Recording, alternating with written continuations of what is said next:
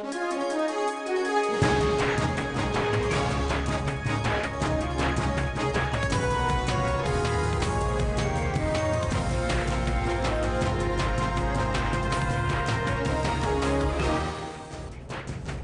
a very good morning here, 900 hours Central Africa time on this Friday, the 20th of October, 2017, Jumbo Africa. And a very warm welcome to the first hour here in Newsroom. I'm Elvis Preslin. And I'm Simpiwe Ngwane. A very good morning to you, Elvis, and a very good morning to our viewers. Thank you for joining us, Simpiwe. Now, today we're focusing on the U.S. Federal Bureau of Investigation, or the FBI, as well as the British Financial Conduct Authority. Now, they have confirmed that they're probing the Gupta family. And that's why we're asking this question, Simpiwe. And what are your views regarding the Gupta links probe by the FBI and the FCA? We'd love to hear from you. Let's now take a look at some of the tweets that have been coming through this morning. Vote Oscarine says, it took foreign law enforcement agencies to teach the NPA and Hawks on how to do their job. Well, there you have it. That's a jab at the Hawks and the NPA. Nazim says, this is the time that our politicians will be exposed in many corrupt scandals. Remember, the FBI don't take brown envelopes. Well, maybe they take white envelopes. But those are your thoughts. Keep them coming. We'll read them as we continue. But we're also focusing and continue to focus on Somalia, Mogadishu. Remember the massacre that happened there a week ago? And that is the question we pose on our poll, Simpiwe. Yeah, and is the Somali massacre receiving enough media attention? So far, there was 249 votes yesterday. That was the final result. 80% of you said no, 20% said yes. But we're also conducting the same poll today. We're continuing, and this is the one. And today, it's 172 votes have come through. That 77% have said no, and 23% have said yes. And you're also talking to us about this. Kung Fu Kenny! Okay, no, there's Kung Fu Kenny left us there for a second. But Derek Muswana says, are the very same Somalis in exile here in South Africa, or have they another agenda against Azania? Mara, why that question, Derek? And it continues to ask, we also had Marigana and Life Esidimeni and not receiving deserving worldwide attention. Well, 300 people died and 400 injured, and there's more. And of course, that's why the focus. And we want to know, why is this type of attention not spread worldwide? When we have France, when we have the US, the world comes to a standstill. Exactly. But then when it comes to African issues, well, that media attention is neither here nor there. Neither here or there, yeah. But we're also focusing on sports. It's the big derby today, tomorrow. Aha, Wafa action now. Unfortunately, on the eve of the Soweto Derby, plus minus 50,000 tickets have been sold. And we're asking you this morning, is the Soweto Derby, Elvis, losing its mojo? Yeah, because normally that derby is sold out 2 weeks in advance. Normally. Yeah. Before. Yes. Now that's like half the stadium. Exactly. I mean, half the tickets are full. And the derby when Elvis, it's always been a momentous occasion with sold out tickets, excited fans. But then now it's a shadow of its past now. So let's take a look at what you are telling us. Olani says, it had lost its mojo a long time ago. It's always predictable that they are going to play a draw because no team wants to lose on the day. Yes? Let's take a look at another one. Zibani Ngwenya says, yes, because Steve is an unlucky coach. The best for him tomorrow is a draw. Poor Steve. Poor Steve. Well, we'll take a look at those comments as we continue. But right now, let's get down to business and take a look at your news headlines.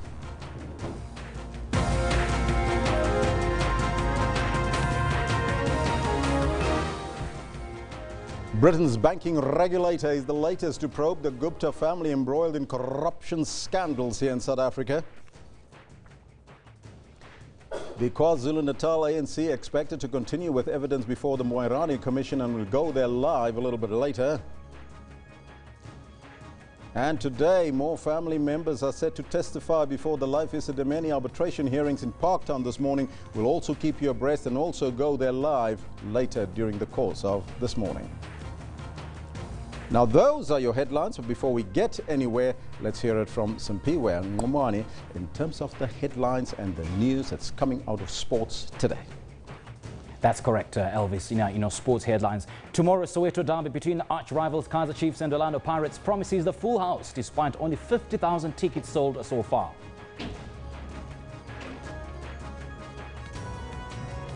The Western Province will count on home field advantage in tomorrow's Currie Cup semi-final against Golden Lions.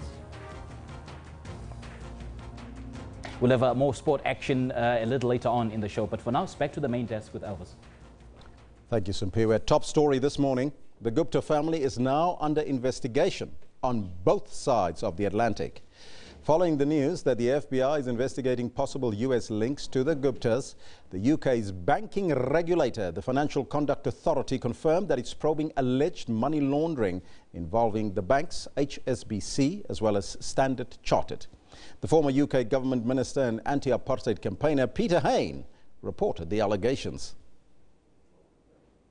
I thank the Chancellor for ensuring that the Financial Conduct Authority, the Serious Fraud Office and the National Crime Agency investigate HSBC, Standard Chartered banks and also, can I add, Baroda Bank, each of which expert South African whistleblowers have told me must have been conduits for the corrupt proceeds of money stolen from their taxpayers and laundered through Dubai and Hong Kong. Meanwhile, South Africa's Special Crime Investigative Unit, the Hawks, says it will cooperate with the U.S. Federal Bureau of Investigations, the FBI, when they make contact regarding its probe into the Gupta family. Now, there are growing concerns about the family's alleged ties to South Africa's political elite. Sherwin Bryce Peace compiled this report. The FBI is notoriously unhelpful in confirming investigations it might or might not be conducting. This story first reported by the Financial Times. They are saying that the Federal Bureau of Investigations is probing possible U.S. links to the Gupta family, particularly the U.S. bank accounts of individuals and companies for ties to possible graft involving Jay, Atul and Rajesh Gupta. It would appear, according to the reporting we have seen, that the FBI is focused on two nephews of the Gupta brothers, Ashish and Amol Gupta, who are both United States citizens. They are looking into possible payments made by the Gupta-linked UAE company Accurate Investments to a Houston, Texas-based company run by the nephews called Brookfield Consultants Incorporated. From online information, the company appears to have been registered in 2013 and so is just over 4 years old. We have learned from the Gupta email leaks that the South Africa-based Guptas sought to employ their US-based nephews in South Africa in 2013, the same year the company was registered in Texas. The United Arab Emirates-based company Accurate Investments also emerged earlier as it relates to multi-million rand cash transfers between various Gupta companies to pay for the expansive Gupta wedding held in April of 2013 in Sun City. So the FBI would be looking at issues around money laundering, specifically as it relates to the Foreign Corrupt Practices Act, which makes it illegal for companies or individuals to influence foreign officials with any personal payments or rewards. But this is the important part. The act also applies to any act by U.S. businesses, American nationals and citizens acting in the furtherance of foreign corrupt practices, whether or not they are physically present in the United States. As we have indicated, the basis for the investigation appears for now to be the email trove obtained off a Gupta company server earlier this year. So essentially what they'll be looking to confirm is where the money was laundered from the United Arab Emirates from Accurate Investments to bank accounts in the United States, likely linked to Brookfield Consultants, which have as its directors one Ashish and Amol Gupta, the nephews of the Gupta brothers in South Africa. This comes as the UK's Serious Fraud Office is also set to investigate two banks for possible exposure to the same Gupta family. Sherwin Brycepe's SABC News, New York. And that is why we're asking you this question this morning. All linking to the Gupta family, that investigation by the FBI, as well as the FCA in Britain. What are your views regarding this? Let me know what's on your mind. On the Twitter handle, Alfonso Niman Sr. says, this is the best news ever. Our NPA cannot manipulate the justice system any longer. There's a hand clap at the end there. Vote Oscarine for the Pushkash, says, the useless hawks in NPA can learn a thing or two from the FBI and the BFCA. They don't tolerate nonsense. Becky Bunda says, why does our local authorities turn a blind eye on this investigation? Well, these are some of your comments. Keep them coming. We'll read them as we continue a little bit later in the program. Meanwhile, the Moerane Commission evidence leader Becky Manyati is expected to question the ANC KwaZulu-Natal leaders today. Now, the commission is probing political violence in the province. ANC leaders Zihle Zikalala, Super Zuma, as well as Umluleki Ndobe are expected to answer the questions. Now, it emerged in testimony yesterday that power and money are among the key causes of political killings in KZN. Over 80 politically motivated killings have been recorded in KZN since 2011. And since January last year, 29 political leaders fell victim to the violence. 19 were members of the ANC. Zikalala, in his testimony, described the situation as unbearable. He says the ANC is of the view that the killings are the result of contestation for political power. It is also seen as a soft landing towards self-enrichment and lead to power mongering as means to sustaining the position of influence. On one hand, incumbents will want to cling into power by hook or by crook because they have no career outside public office. On the other hand, others will work hard to remove the incumbents so that they also get the positions and get closer to the state resources. Interpolitical conflict is another worry. Zikalala made reference to hung municipalities where 2 or more parties will share control of municipalities. He said such situations created power struggles among opposing parties. The ANC chairperson also raised their dissatisfaction with the low prosecution and conviction rates. Because indeed, the failure of the prosecution leads to people losing confidence in the police and less so on the prosecution. Communities naturally lose faith in the criminal justice system and thus withhold their cooperation with the police. Now, that is the fact that once the community loses confidence to the police, then there will be no progress in fighting crime. Zikalala also proposed a list of short to long-term solutions that may bring an end to the scourge. His testimony continues tomorrow. Ayanda Mhlongo, SABC News, Durban. Well, as you heard, Zihle Zikalala will continue that testimony today. We'll go there live a little bit later in the program. Deputy President Cyril Ramaphosa says that the president has the prerogative to appoint or remove anybody in the executive and that he would accept such a decision if he was the one to be removed. Now, he was speaking during question time in the National Assembly. Answering questions in the National Assembly, Ramaphosa faced a barrage of questions on the latest and 12th cabinet reshuffle since 2009. We must admit that it has added to the narrative of instability, largely because the changes that have been effected were effected only a few months after the last change. The Deputy President was also quizzed about reports that allege he could also be axed soon. With these statements that have been made about my removal, I must tell you that when I was appointed Deputy President, I accepted the appointment because it is the President's prerogative to appoint or to remove. State capture at state-owned companies also came under the spotlight. Ramaphosa spoke about the need to strengthen corporate governance as well as improving accountability and consequence management on corruption. Those amounts should be returned, and they should be returned immediately. And if any court has to rule, the money should now be in the coffers of Eskom because it belongs to the people of South Africa. The Deputy President insists while there may be concerns about South Africa's global competitiveness, plans were afoot to attract investment to stimulate growth. He also committed to fighting poverty and reducing it to around 6% by 2030. He has also assured lawmakers that the president will release the Fees Commission report once he's done studying it. Ramaphosa also insisted that the discredited KPMG SARS report was grossly unfair to former Finance Minister Pravin Gordhan.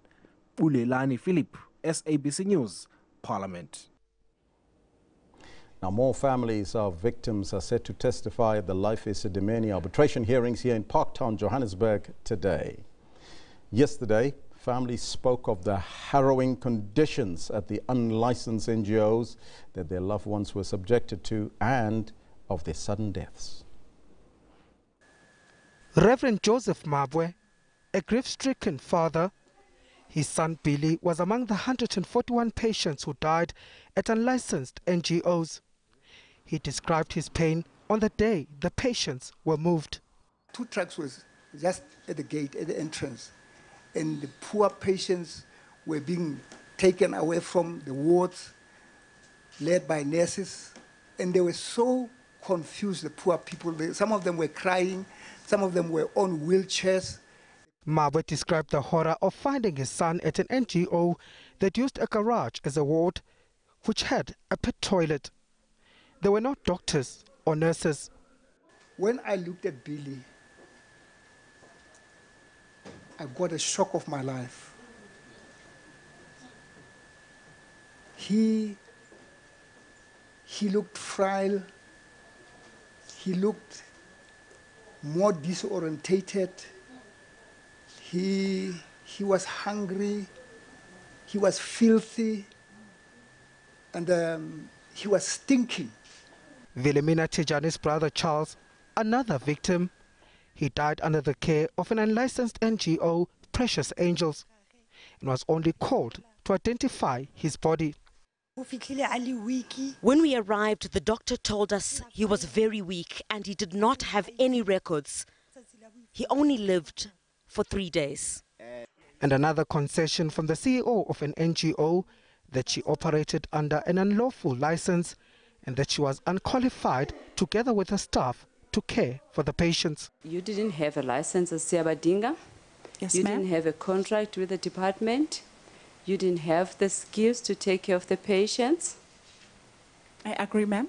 You didn't have the necessary staff. And now it is on record that 9 people died as a result of the NGO having taken people who were in good hands at CCRC and at Life Esidimeni. Noile has apologized to the families of the victims, saying, and I quote, "I didn't plan to massacre people." 20 families are expected to take the stand in coming days, sharing their pain and loss. Manqoba Mkhulu, SABC News, Parktown in Johannesburg. Indeed, harrowing and heartbreaking stories emanating from the Esidimeni arbitration process. Will go there live to the event a little bit later, so you don't want to miss it. Meanwhile, the Thulsie twins are expected to appear in the South Gauteng High Court here in Johannesburg today for a pre-trial hearing. Brendan Lee and Tony Lee Thulsie were arrested during raids in New Clare and Sharpeville on the West Rand in July 2016. The brothers are alleged to have links to the terror group ISIS. They were allegedly planning to detonate explosives at a U.S. embassy and the Jewish institutions here in South Africa. Earlier this year, the state submitted an indictment to the court which listed 12 activities which the twins were allegedly instructed to carry out, using firearms, explosives and possibly poison. The duo are considered to be a flight risk and have been in custody since their arrest. Now that's your news for now. Now our focus this morning is on a very important story. Earlier this week, thousands of Somalis demonstrated against those behind the bombing that killed more than 300 people there.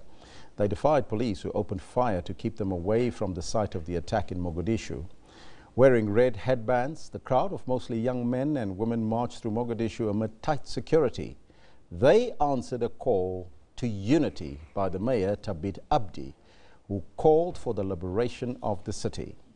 The attack in the heart of Mogadishu was blamed on Al-Shabaab, a local violent extremist group. Now, to unpack the situation in that Horn of Africa country, we are joined in studio by a Somali journalist that is based here in Pretoria in South Africa, Mohammed Sido. A very good morning to you, sir, and welcome. Morning. Mr. Midday, first and foremostly, you are based here in Johannesburg, so I would like to ask you the question, the attack in Mogadishu, how did it affect the Somalis here at home?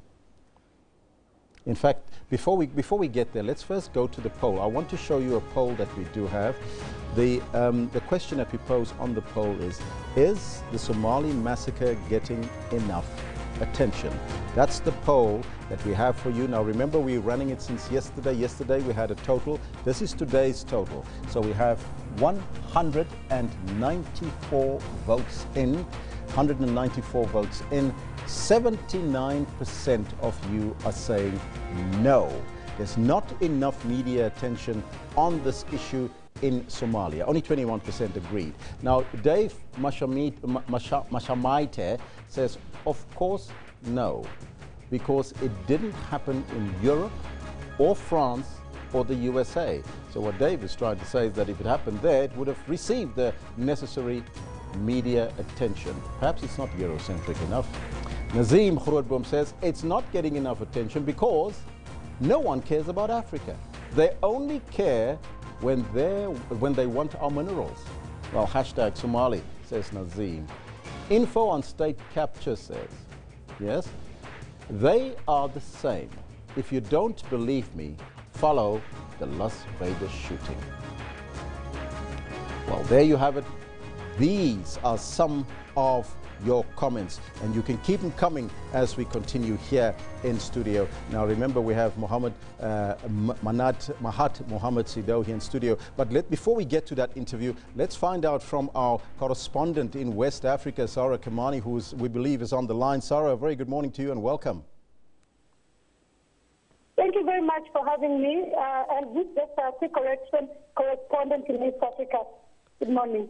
First and foremostly, Sarah, can you give us an update as to what is happening there in Somalia? Well, rescue efforts have continued. Now, what they're having now is not even rescue efforts, but recovery efforts. The death toll stands at 289 and more than 600 injured. A lot of international community, Western countries have brought in aid. The European Union yesterday pledging more than 100 million euros in form of medicine, food items, and also the Red Cross to those who have been affected. The U.S. On the day before yesterday brought in medical equipment and medical aid. We have Kenya evacuating at least 31 of those injured who are now being treated here in Nairobi. We also expect that they will be sending in doctors to the country to help with the medical care of those who are admitted at hospital there. Here in Kenya, the Kenya Red Cross Society has started a mini mobile public raising fundraising where we expect that they will send the money back to assist the people who have been injured in Somalia. Sarah, can you tell us what are Somalis on the ground saying that are living in Kenya about the latest developments in their country? Well, a lot of them are devastated because most of them now, even though they live in Kenya, especially the urban refugees, have business interests in Somalia. So they have been doing businesses in the capital, Mogadishu. A lot of them are talking about losses. Most of them have lost a loved one. If you go to one of the districts here called Esidimeni, where thousands and thousands of Somalis live, at least each out of 10 people, 2 will have lost a loved one or somebody that they know. Indeed, on Thursday this week and on Wednesday, they had a blood donation drive where they gave blood to assist the victims of that devastating attack. Sarah, I'm going to ask you to hold on for a second because here in studio with us we have Mohammed Sido. He's a correspondent for Somalia media here in South Africa. Mr. Sido, I asked you about the question about the locals here in South Africa.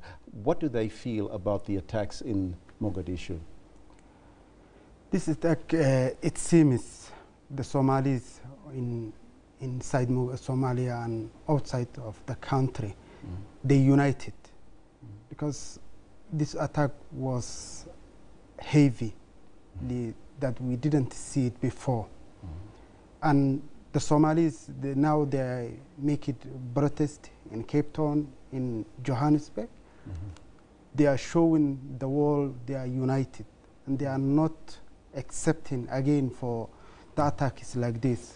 And also, they started fundraising in Johannesburg, in BE, in Durban, and in Cape Town, because they want to help their brothers and sisters that this attack happened to them in Mogadishu.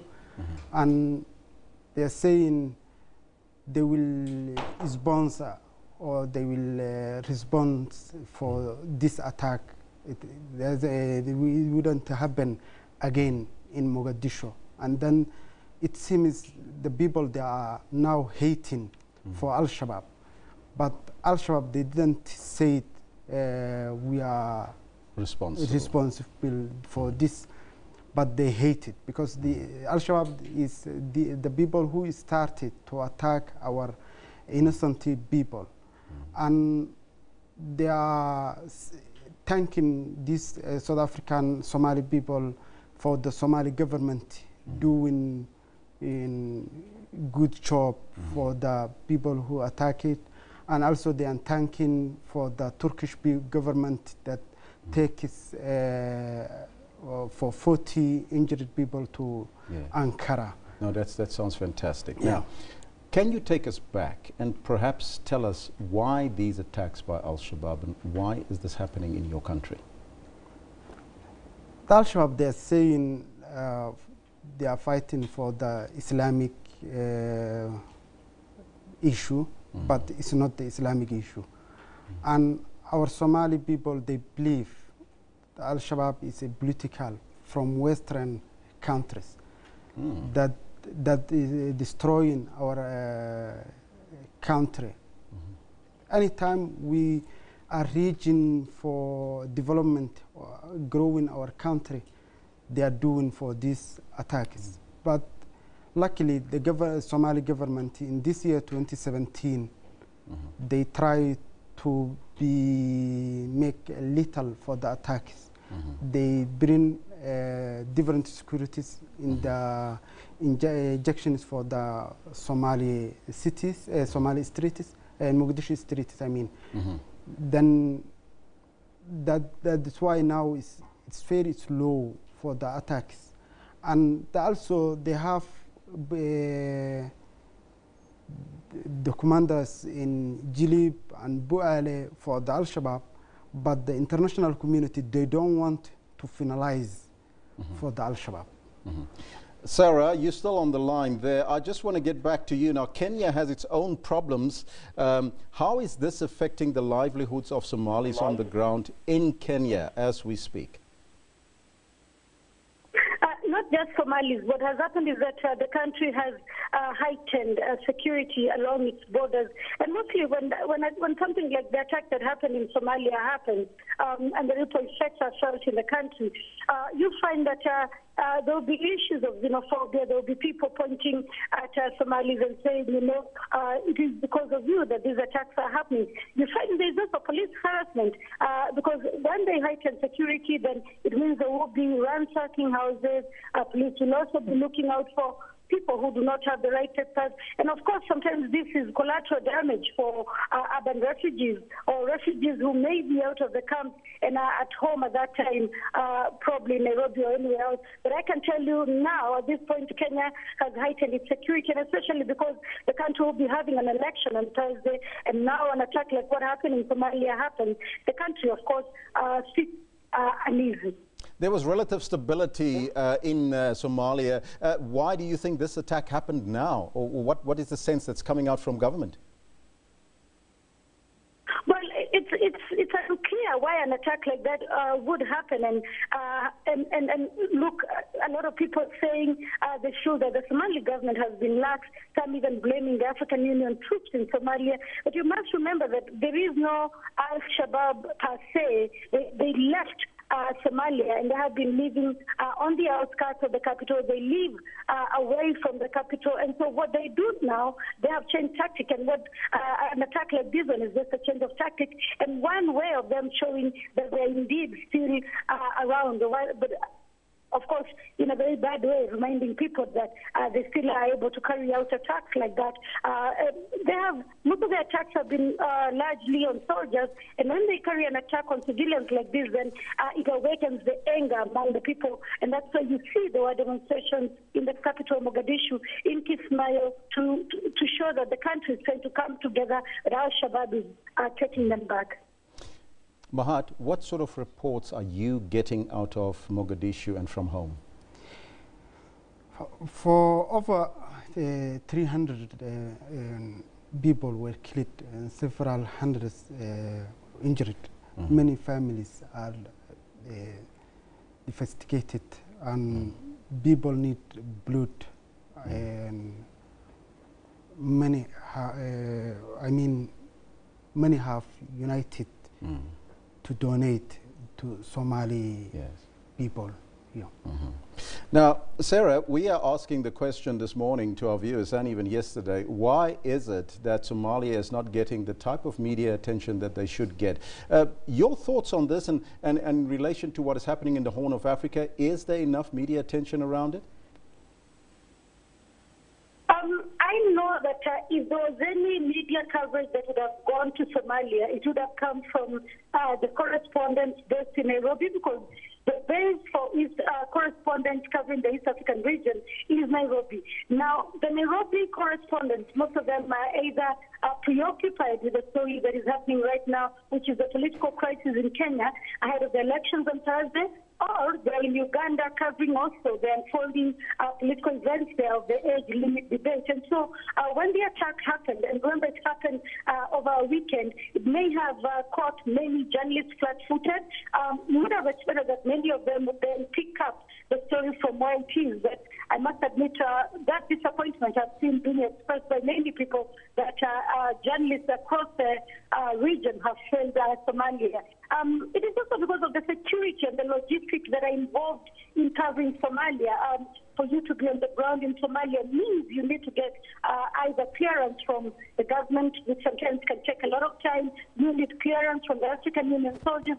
You need sometimes the African Union soldiers to go with you, or sometimes you have to hire your own security, private security, which is very expensive. Of course, the other question comes, maybe then where we could have done better is have made a lot of contacts with Somali journalists, because we are in the digital era, we are in the digital communication time, and so we should have been able to cover the story using the journalists, the local journalists who are on the ground, and use Skype, use telephone to get the story out.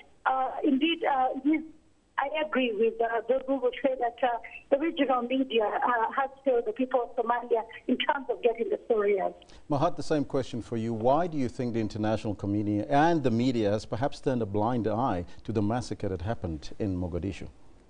It seems Somali people, the international, they are forgetting. Because the attack took place in Africa, and most international media own it, Western people, and because no white person killed dead, that's why they are. So if you think if there was one white person that died, that there would have been a lot more tension? More tension, yeah. Now, do you think that Somalia can clamp down on terrorism? Yeah. Yeah? Because if the international community, they give us a chance, we can put down all the terrorists. Because it seems in some countries in the world, they are fighting inside Somalia. Like crisis in Gulf diplomatic is involved to be growing these attacks again. And if the international communities giving us a chance to build our country, then we will succeed for the terrorist attacks to be down. And if also they help it for our army, we can also succeed. I thank you so much for your time and joining us here in the studio. That was Somali journalist based here in Pretoria, Mahat Mohammed Sido in studio. And Sarah, I would like to thank you for joining us. That's our East Africa correspondent, Sarah Kamani, to join us on the line from Somalia. So keep them coming, because we're asking you that question today. We've been doing it since yesterday. On the poll, we would like to find out from you. There's the poll on your screen right now. Is the Somali massacre getting enough attention? So far, 79% of you from the 194 votes in are suggesting no. 21% are saying yes. I wonder where the 21% come from, but you can let us know what's on your mind. But we're also asking you a question. Yes, we're asking you a question as well. FBI, what are your views regarding the Gupta links being probed by the FBI and the FCA? Let me take a look at what you are telling us on the Facebook page as well as on the Twitter handle. Mahafa Noel says it's an indication that the USA and the UK do not tolerate corruption. Tolerate it must be in their countries. I hope that South Africa and their hawks will learn one or two things from the FBI. So says IG. Kenneth Malachi says it's about time. It almost sounds like a song from Boom Shaka. It's about time.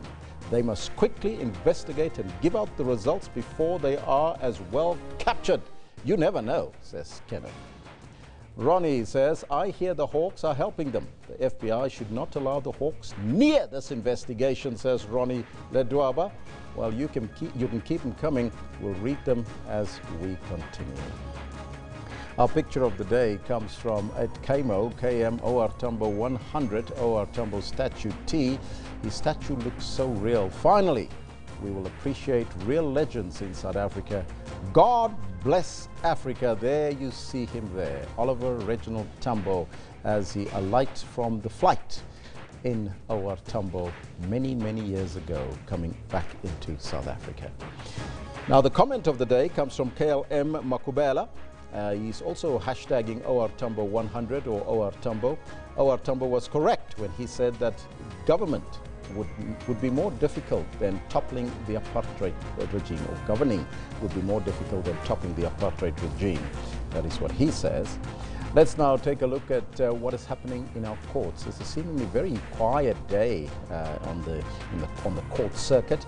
Now, the pre-trial hearing of the Thulsie twins is expected to be heard in the High Court here in Johannesburg today. The brothers, Brandon and Tony Lee Thulsie, are alleged to have links to the terror group ISIS. Now, they were allegedly planning to detonate explosives at a U.S. embassy and Jewish institutions here in South Africa. The brothers were arrested in July last year and have been in custody ever since. Let's now take a look and throw forward to what's happening on Monday. On Monday, we will look at the life and times of OR Tambo. That's the events that's leading up to the OR Tambo centenary celebrations next week Friday. So every day from next week, we'll focus on the life and times of OR Tambo. You have to stay tuned. Now, we're staying with the theme today and the coverage of the lack thereof, the coverage or the lack thereof rather, of Somalia's worst terror attack, where more than 300 people lost their lives. And of course, 400 and more injured. We are now joined in studio by an African analyst, Isak Komo, to look at the media coverage of some of Africa's terror, as well as natural disaster incidents in recent time. A very good morning to you, sir, and welcome. Morning. Firstly, let's take a look at the latest from what's happening on the ground with the mop-up operations currently underway in Mogadishu. Do we know what actually happened here? Yeah, I think things are coming out, but I mean to say that before we get into how the media coverage, let's look at the events that led to this.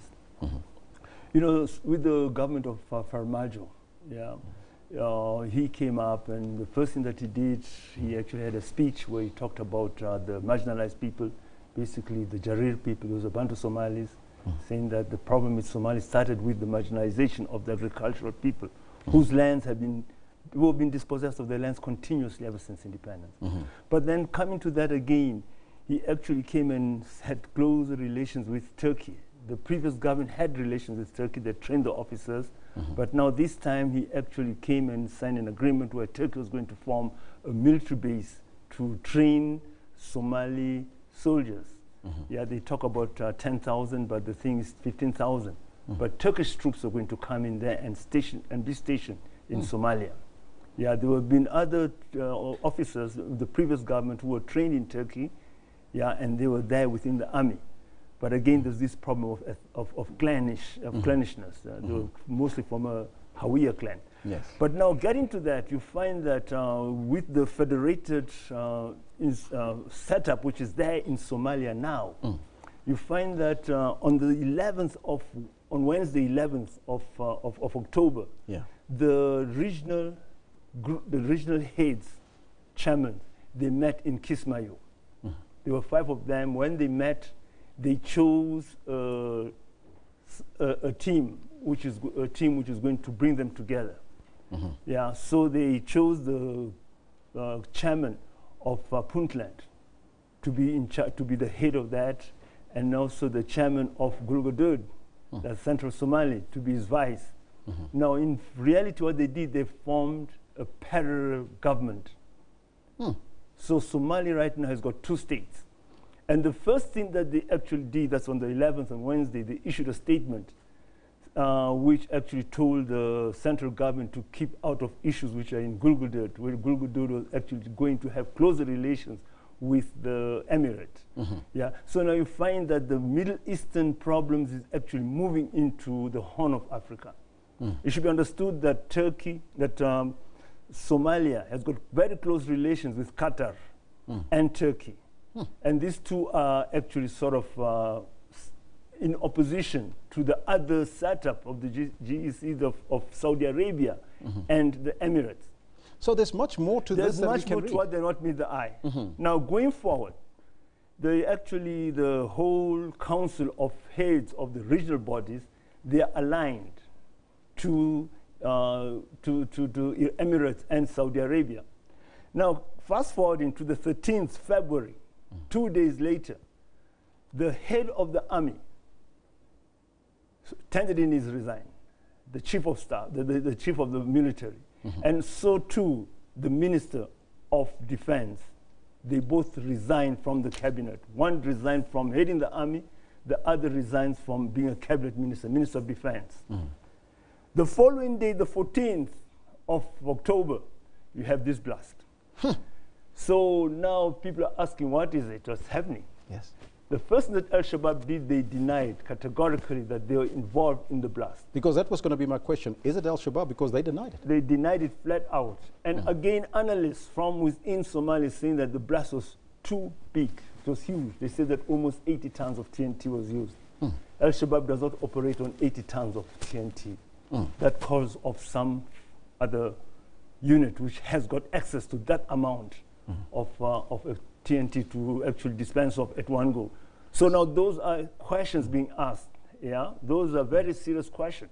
Now you find that the whole government and the military is actually divided. There is that element which is looking at in fact, there's a group which is protesting the coming in of Turkish soldiers who are going to come in. But that is the stance of the Emirates and Saudi Arabia. So there is much more to what is happening in Somalia than what is being said right now of Al-Shabaab and everything else. Because the humanitarian assistance by Turkey everybody thought it was humanitarian, but there's much more to this, as you indicated. No, there's the Turkey has got a military thing, wants to have a military presence. In fact, the whole of Horn of Africa is getting highly militarized. We are looking at the Horn of Africa from Djibouti. At Djibouti, you had a French base, and then you had an American base, and then you had a Chinese base. They're also sending the first Chinese foreign military presence. It's in Djibouti. But then the Emirates, they're actually putting up a very big base in Somaliland, the breakaway state of Somaliland, the unrecognized state of Somaliland. They're putting up a very big base there. Yeah. But now you find that the Turks are actually moving into Somalia. So the geopolitics, basically, and the stability is very critical. And another thing I should mention is this, that the Somali government and the Somali people, they issued statements said that they do not want the AU forces there. Yes. They want the AU forces out. In fact, what's happening now, the AU forces have been phased out. And the forces that are going to come in to take their place are Turkish forces.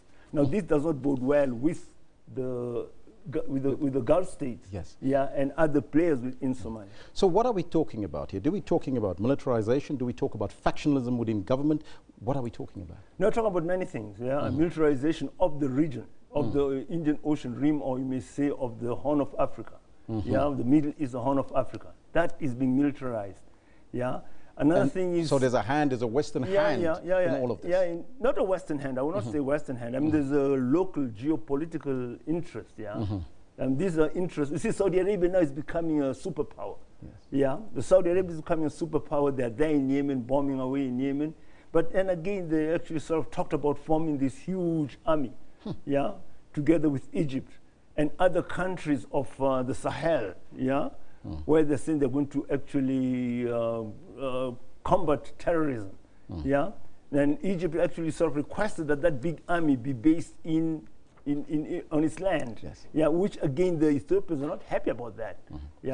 So there's that element, you see. When you look at the Somali situation now, people have got to be very careful. They've actually got to look at it within the context of the politics which is taking place in the Middle East. And another thing is this, that the AU has lost the initiative. The Somalis, they no longer want the AU forces, they don't even want the AU as mediators.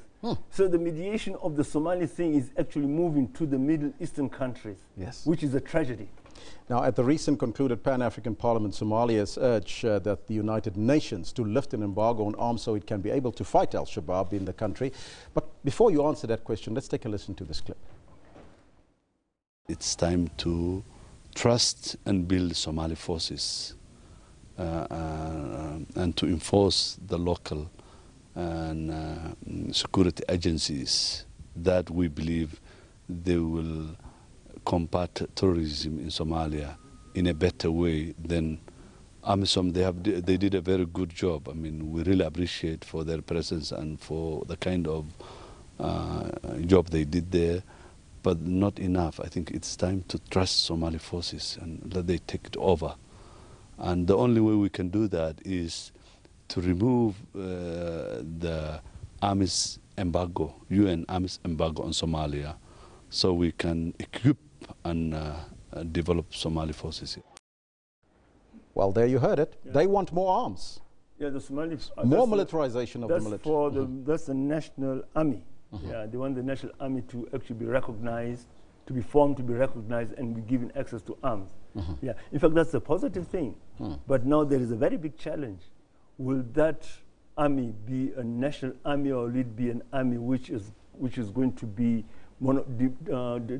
monopolized or dominated by a sector, by a clan? Like in the former government, when they were forming the new army with new officers, unfortunately, most of the officers were Hawiyas. And that was thing, it did not bode well with the other groups. Now, are they able to form an army which is going to be non-sectarian or not sectarian because it's one religion, but sort of non-clan based? That is the challenge. Mr. Como, every time you're here, we learn a little bit more every day about Africa. I thank you so much for your time and joining us here in studio. There you have it, of course. Isa Como, he is the media, he's the Africa's, he's a analyst. He's an analyst and a professional on the African continent, on African matters here in South Africa. He's also the producer of Spotlight on Channel Africa, South Africa's own. Well, we'll take a short break. And in fact, we're going to take a break. We're going to ask you this question again. We're going to take a look at the poll. Is the Somali massacre getting enough attention? I didn't ask him that question because we had two journalists asking that question. But here, 208 votes in, 79% are saying no, they're not getting enough attention. 21% are saying yes, they are. So Mfundo says our African media is waiting. It is quiet about the matter, waiting for white media to write about the story. Well, this one from Dipanso says, because these countries don't have economic interest, how sad. Well, as you heard it there from Mr. Como, there is interest. Neo January says, no, Somalia is not getting any attention, even from ENCA and SABC News. But if it was a country in the West, it would be. Well, let me ask you that question, seeing before you go, Mr. Como. Why do you think there is not enough media attention around this issue worldwide? Yeah, you see, the worldwide media basically is controlled by the mainstream media. Yeah, and the mainstream media, it has got its own agenda and its reportages of a different type, and they prioritize news from certain areas, and also the reportage. Yeah, it's actually very sort of squinted. I mean, it's like the whole issue of the FBI and the, what do you call it, and the British. Yes. Yeah, they're actually sort of, everybody's happy it's been broadcasted, and also it's been given preference. But nobody has given the same preference, you know, I'm talking about now the organizations, the investigative organizations. Yes. Of illicit money flow from Africa by European entities, you know. Yes. Yeah, our own and everything else, and that has been billions, and it's much more money which went out illicitly than what the Guptas took out. So basically, you find that this is what you call mainstream media. They've got an agenda, and that agenda is actually to prolong the neoliberal interest, you know. If the thing does not fall in that line, then that's not news. What I hear from you is that you're suggesting that we should dig a little bit deeper. It's not just the surface of the Somali crisis. Well, the Somali crisis basically should lead deeper. I mean, in fact, people have got to be much more professional and look at what is happening in Somalia. And just to tell another thing, you know, without even the bombings, let's look at Al-Shabaab. Now, Al-Shabaab has actually sort of taken their operations into northern Mozambique. 2-3 days ago, there was an attack in Mozambique near Nampula, near Nampula refugee camp, and it was done by Al-Shabaab operatives of, Mozambicans, yeah, operatives of Al-Shabaab. Now, Al-Shabaab has got Tanzanians. One of the commanders of Al-Shabaab in the south is a Tanzanian, they call him Babu. Another one is a Tanzanian from Zanzibar. Many of them fighters are Tanzanians from Zanzibar. Yeah, they're there within Al-Shabaab. Yeah, so the others are Ugandans. The others are Swahilis from Lamu area. The Lamu bombings and terrorist organization Lamu in Mombasa are carried out by Al-Shabaab, but these are Swahilis, locals. Yeah, the bombings which are taking place in Mandera and other places, the northwest frontier, yeah, these are Somali, Kenyan Somalis, but they're affiliated to Al-Shabaab. So too, they've got Mozambicans from the north who are there in Al-Shabaab. Yes. So I think we've got to be very, very, very careful and not be simplistic when you look at this issue that's happening in the Horn of Africa. Mr. Como, Africa Specialist, I thank you so much for your time and joining us. Thank you. Well, there you have an education again on Africa. We're going to keep on focusing on Africa because that is where we are on the African continent. But right now, let's take a look at what's happening on social media. Facebook page. The pain and anger of more than 1 million people who have tweeted #MeToo in the last week have crowded social media with personal stories of sexual harassment or assault. There you have it. Of course, you've heard the latest also from Mrs. Ferguson, that also testified to that. Then we see South African anti-apartheid veteran Winnie Madikizela Mandela, the ex-wife of the former President Nelson Mandela, is in high spirits after being admitted to hospital for a minor surgery. A spokesperson said that yesterday. And finally, organizers of this weekend's Soweto Derby between arch-rivals Kaizer Chiefs and Orlando Pirates are expecting a full house. And the signs will go up today, they say, at lunchtime. Well, we're also asking you that sports question, of course. We want to know from you. Do you think that the Derby has lost its mojo? Well, there's a question for you. You can let us know what's on your mind. And let us know on the Twitter handle at SABC Newsroom. But you can also search for SABC Newsroom on Facebook, follow us and interact with us live here on the station. Let's now take a look at the front pages from around the globe, all the newspapers, and we start off in Europe. The Times reports that David Davis is to present an upbeat assessment of a no-deal Brexit to the cabinet in a big shift in Britain's negotiating strategy. He draws up plans for the no-deal on Brexit talks. Then we move off to New York, the Big Apple. The Wall Street Journal says that Senate Republicans adopted a budget for the next fiscal year, clearing a critical hurdle in the GOP push to overhaul the tax code. And then finally, moving on to China, the South China Morning Post reports that the man once stepped to become President Xi Jinping's successor, Zhao Dong, the party boss, Yu Shanghao, is likely to become a vice premier in March. But his prospects of inclusion in the Communist Party's top echelon of power, the Politburo Standing Committee, it's fading. Sources have told the South China Morning Post. There you have it live from China, also from the Shaolin Temple. Well, it's time to take a look at your weather forecast.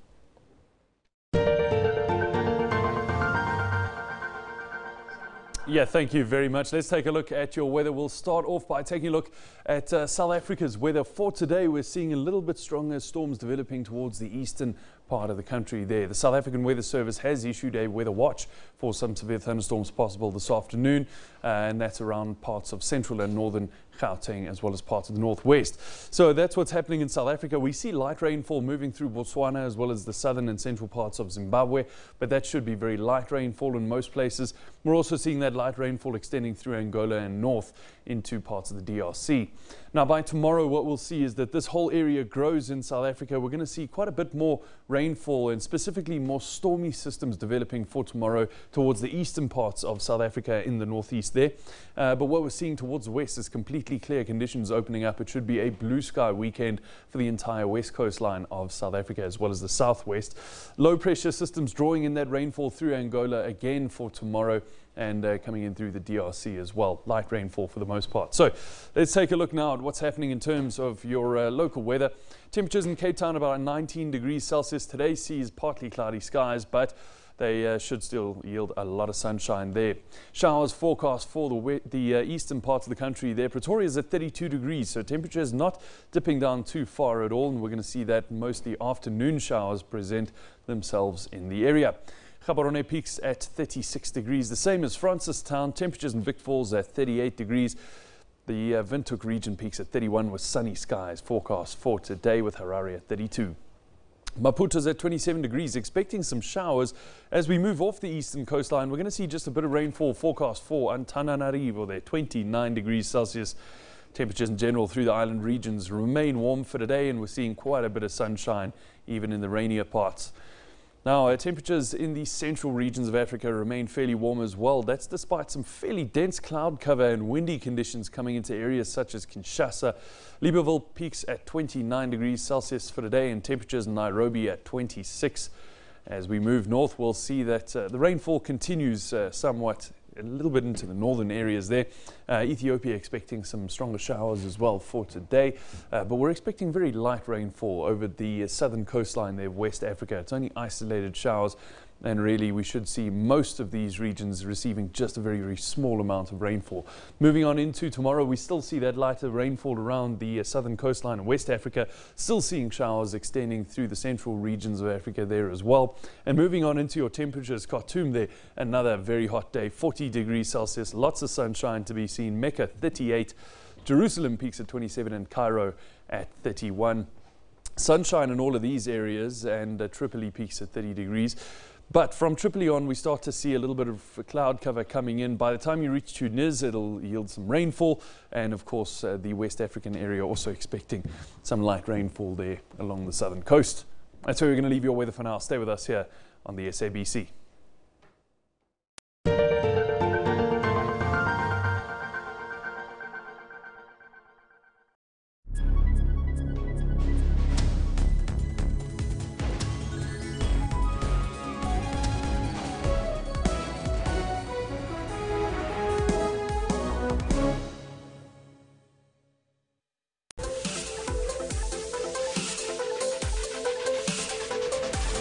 We pump up your energy, keeping you in action through sports updates while resting at home.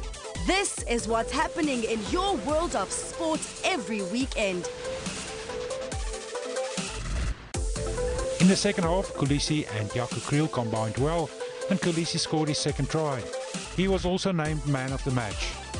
Confusion from the West defenders gifted Patronage with a close-range goal.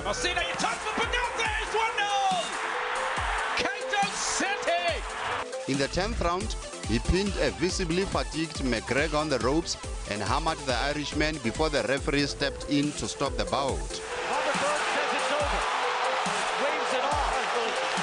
He's a tough competitor. He's a lot more experienced, especially in the layout. Keep it locked on Sports Live every Saturday and Sunday at 20:30. A lot of us rely on tech to survive, and Africa is already a mobile-first continent. We build mobile technology that connects motorcycle taxis to commuters and businesses in real time. My phone was the most important thing. Africans are using technology to innovate. On Network, we have African technology and social media news. Even robots have heard about us. Hello, watch Network on SABC. For African technology and social media news, join Ms. Phumelele Zondi on Network every Sunday at 9 p.m.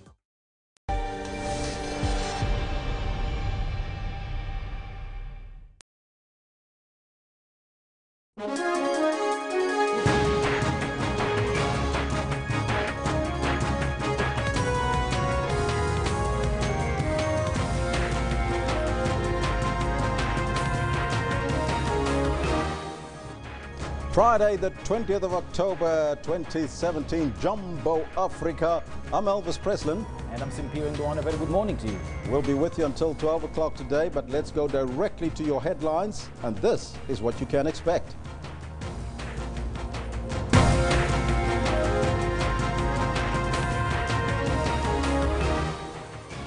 Britain's banking regulator is the latest to probe the Gupta family embroiled in corruption scandals here in South Africa. The KwaZulu-Natal ANC is expected to continue with evidence before the Moerane Commission. And more family members are set to testify before the Life Esidimeni arbitration hearings in Parktown today. Now, we're speeding this up a bit because we're going to go there live to those two events. But first, before we get there, let's find out from Simpiwe what's happening on the sports front. Indeed, Elvis has now taken over the sports headlines of these hour. Hopes are up for a full house at tomorrow's Soweto Derby between arch rivals Kaizer Chiefs and Orlando Pirates, despite only 50,000 tickets sold so far.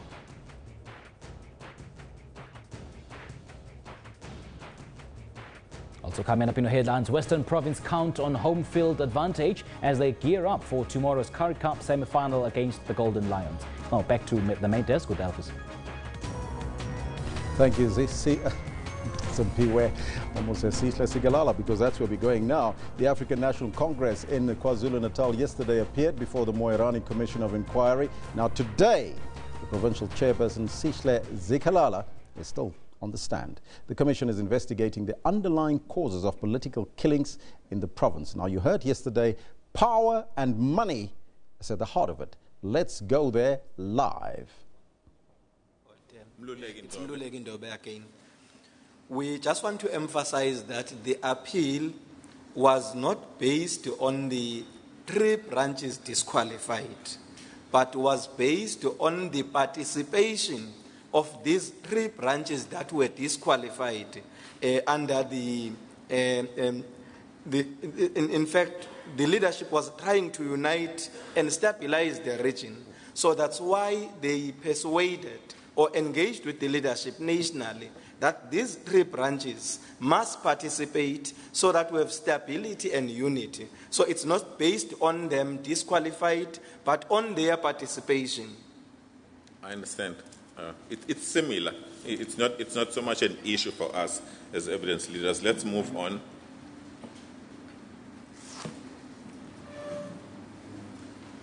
Understanding also of a eThekwini power struggle helps to understand the national power struggle within the ANC, which is strongly believed to have a direct link.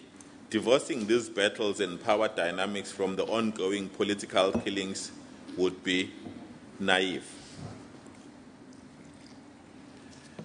Perhaps let me ask this at this time, because again, it's now the 3rd time the SACP is making this correlation between the local level and national level. There's also evidence before this commission that there is what is described as a network of patronage that runs from lower level to the highest national level and vice versa, up, down.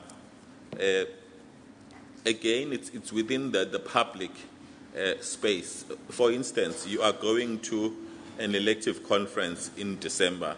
There is talk of the power lies within the branches. In other words, national, low level also influences national level. What is the ANC's take to the assertion before this commission that there is a network of patronage that runs from the bottom up and vice versa, up down, that has an influence, an enormous influence on so many things as to who becomes mayor, who becomes speaker, who gets a tender, etc., etc. Just a general observation on that. Thanks, Super Zoom. No, I don't think we can agree on that. Like, for instance, let's talk about KwaZulu-Natal. We've got about 878 branches of the ANC, 11 regions. You must be powerful to get into the minds of, so many people to influence patronage. If you are talking about membership, you are talking about more than 200 membership in KwaZulu-Natal. All members of the ANC participate as individual members in their respective branches. So there cannot be a situation where at a national level you sit and plan, or at a provincial level you sit and plan as to how are you going to direct issues in a particular region or in a particular municipality, or in that case. I think it's just views that cannot be backed by any factual reality on the ground. Thank you very much. So in short, you are saying, as the ANC in the province, there is no network of patronage that runs from down up and up down? Not at all. Thank you. We've got branches that have different views. We've got regions that have different views. If it was like that, you will find a situation where, when the national is speaking, even at a branch level, you agree on that, or at a branch level. So, but branches sit and discuss and take their particular decisions, as long as it's been directed by the decision of a structure. In terms of structures, yes, but structures will meet as individual elected leaders and take decisions. But it can't be that any individual at a national level can influence a province or influence branches or members of the ANC. It's not in this ANC that we are in. I hear what you're saying. Are you, for instance, asserting, it's again in the public space, branches, it has happened in terms of the presidential candidates for December. Different branches have also publicly, some of them endorsed different individuals. Is that what you are saying? Yes, Advocate. As we speak, it's a fact.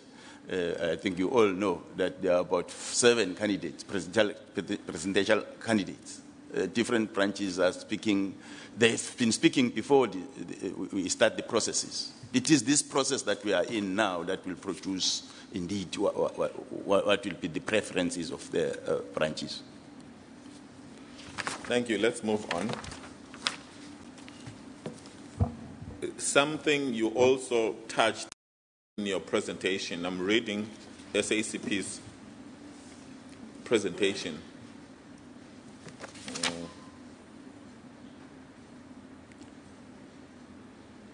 This eventually led to the killings of Thulsie Ndlovu, Lamula, and Moerane Commission.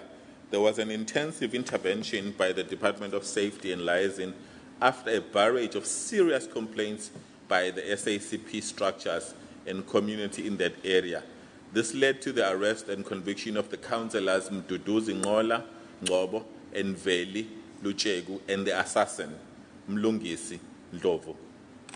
The ex-councillor is still facing charges for death of Lamula and will soon be facing charges for the death of Moerane Commission. Evidence has pointed out that the ex-councillors Ngola, Ngobo, and Veli Luchegu were behind the monopolization of tenders for services in the township of Kwandengezi. A couple of issues arise there. As I have said, you have used this example to assert as the ANC of an intervention that was made to deal with political killings in Gwandengezi. You went to the extent of saying even ANC members testified, and those 3 people were found guilty. Before we get to the questions, an organization that you would know called Abahlali Basamjondolo testified before this commission. Their president, Mr. Zigode, interestingly, just like the SACP, referred to this incident at Gwandengezi. His assertion was that the ANC was turning a blind eye to the conduct of those 2 councillors of the ANC. This is Mduduzi Ngola Ngobo and Veli Luchegu. They were known to be warlords at Gwandengezi, intimidating people, allegations of murder, etc. The ANC was turning a blind eye, to quote Mr. Zigode, until those 2 councillors became a problem within the ANC. It was only then that the ANC took steps against them. What is the ANC's take on that assertion, coupled with the assertion by the SACP regarding these 2 councillors? No, I don't believe that would be correct. Both the assertion by Zigode, firstly, it's wrong. It's entirely wrong. 2, the assertion by the SACP is not factual on the basis that the ANC and the SACP always meet whenever there are problems, identify the area that has a problem, and devise a joint intervention. And the ANC and the SACP discussed the issue of the Gwandengezi and had a meeting with comrades from Gwandengezi and dealt with issues of Gwandengezi.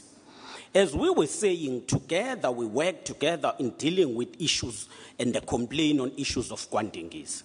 But second to that, when we were saying we even went to testify, we were saying as the ANC leadership, we went to testify, if I can be specific, the PEC member, Honorable MEC Pillay, was assigned by the ANC because he had been dealing with that issue to go and testify.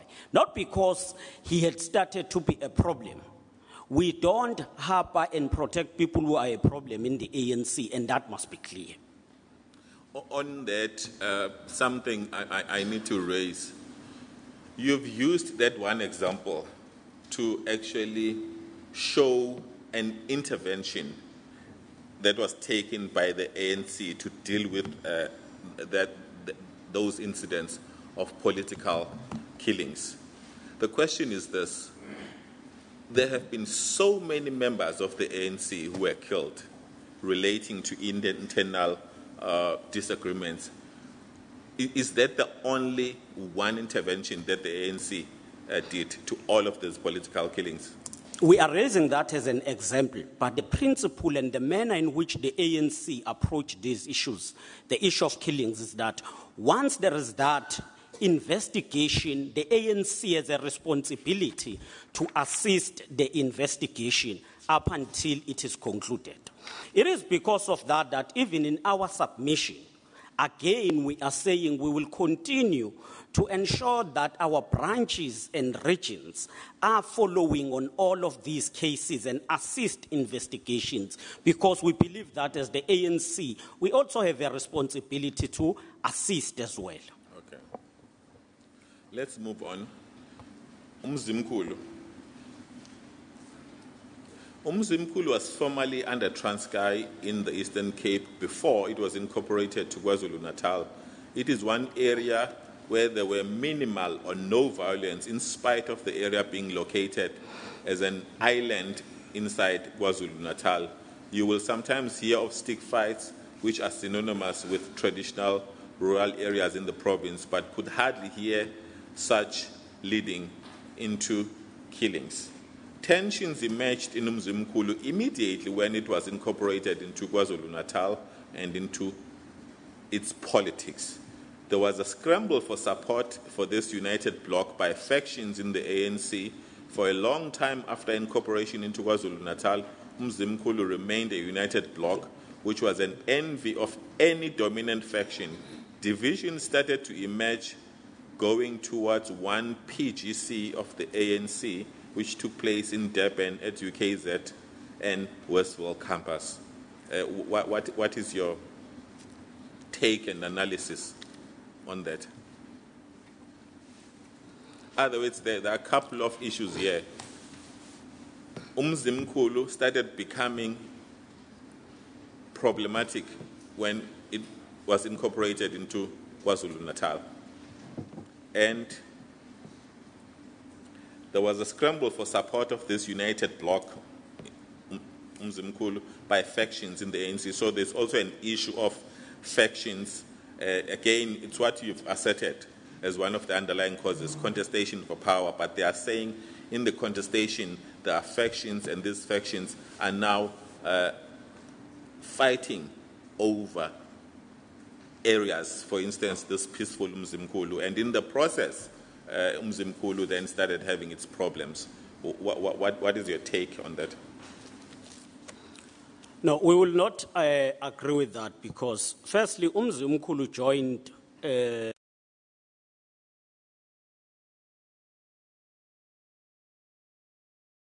Umzimkhulu is not a region on its own, but is part of the region, is one sub-region in a region which have, I think now, 4 municipalities or sub-regions. Herigwala has always been united. But to say it got divided toward the PGC will not be correct. Because I think going to that PGC, Herigwala was one of the united regions of the ANC, even post that PGC. And I don't believe linking the two has any substance.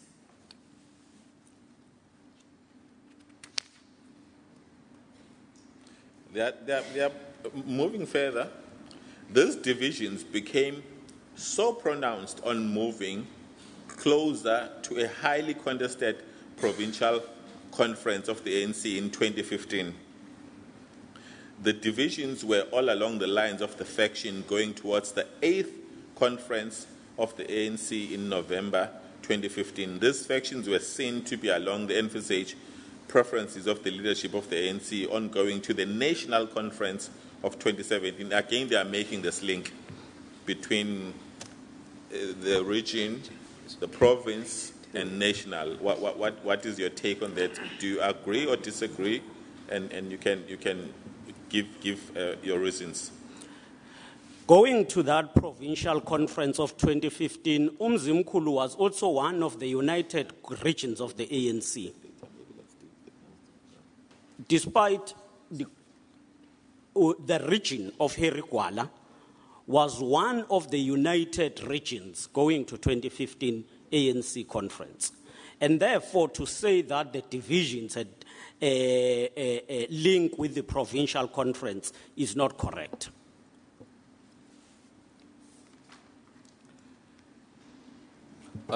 What about the Mzimkhulu area itself within the Herigwala region? Do you have any comment to make regarding allegations of factionalism now within the Mzimkhulu as part of Herigwala? No, there has not been any element of factionalism in the area of Umzimkhulu as the sub-region. Maybe to clarify this, may I request that also I take this opportunity to clarify another point because they are interlinked. There was a conference in Herigwala which was held in 2008, presided by the current Treasurer General of the ANC, Dr. Zweli Mkhize, in his capacity as the provincial chair at that time. The secretary at that time was also Mr. Senzo Mkhulu. That conference was like having some element of contestation. But when the then chair arrived, he was not there to preside over the conference. Normally, officials of the ANC, they don't preside over the conference, they just address, open the conference, and another PEC member will preside over the conference, over the elections. That is normally a procedure. It is rare where you will find the official presiding on the elections and all of that. In most cases, they open the conference, address, then one PEC member leads the elections. When Dr. Mkhize arrived there, he found that there were complaints, and he sat with the group that was complaining and convened the REC. They discussed all issues that were a problem. All of them agreed that the issues that were raised were addressed. They then proceeded to the conference. Few branches are reported to have stayed outside the conference somewhere in the town and didn't participate.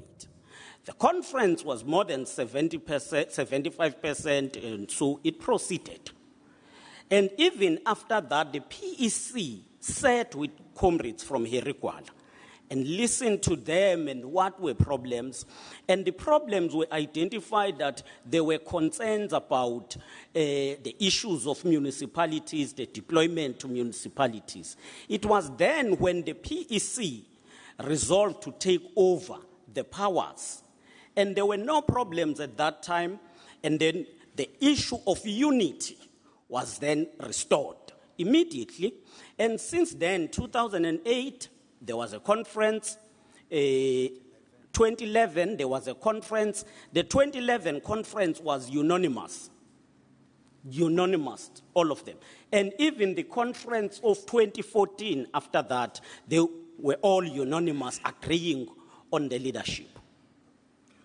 Mr. Zigalala, you've mentioned 75%. What is the significance of 75% in terms of the ANC's? No, I'm just mentioning it as the highest number, not to attach it to rules. Okay. No, I'm not attaching it to rules. Okay, but I must say that there was an overwhelming participation even in that conference of 2008.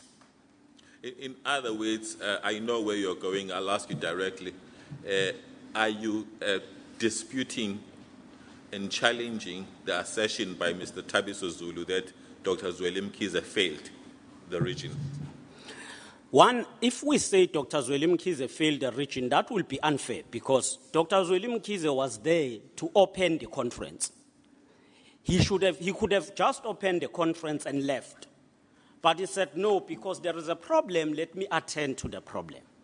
In consultation with the then provincial secretary, he then sat with the comrades of the REC and attended to that problem, resolved each complaint with all of the REC members, including Mr. Zulu, Thabiso Zulu, who was at that time an REC member in his capacity as the secretary of the Youth League. Yes.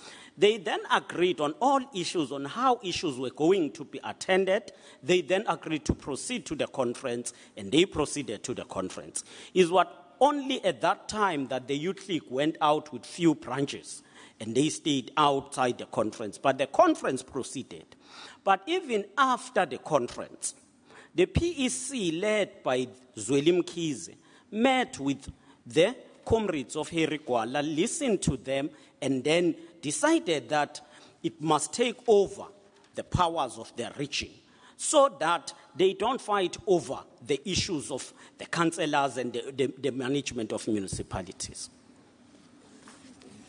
Chair, I think that issue of Dr. Zweli Mkhize was in the context of Mr. Thabiso Zulu and Mr. Magaga not being allowed into the venue, not that he failed the province, but that he failed them because they could not go in. Yes, thank you, Commissioner Counden. I was going to go there. His assertion. I was not interpreting the failure assertion in any way. He said him and Councillor Makata were refused entry into the venue. He then went on, and then he said Councillor, Dr. Zweli Mkhize failed the region based on that. But you've answered. Let's move on. But also for record, I think we ought to clarify that there is no one who has ever brought a complaint of being disallowed to enter the conference of the ANC.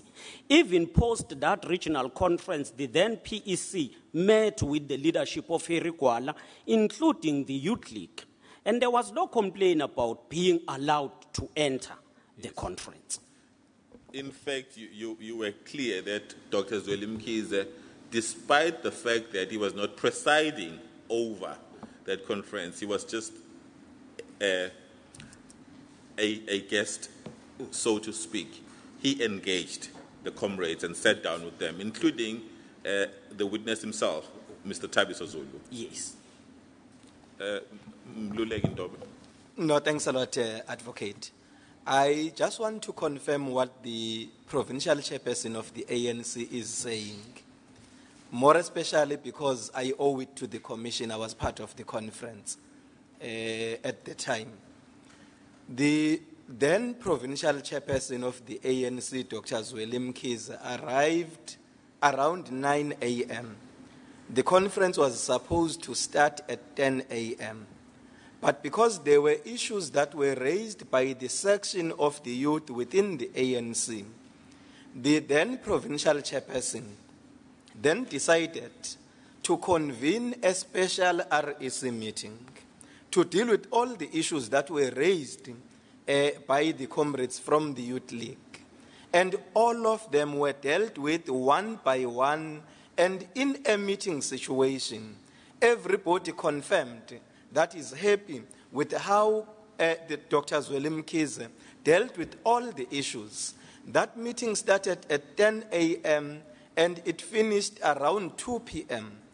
Then we agreed to move to the venue of the regional conference, all of us, including the section of the youth. But the then regional chairperson and secretary of the youth decided to go and meet with some branches that were also aggrieved somewhere else and not go to the venue of conference. In the venue of conference, before conference started, the issue was raised that there are few branches that are not part of the conference, and a delegation of comrades was sent to go and call these comrades to come and join the conference. But they refused, literally refused.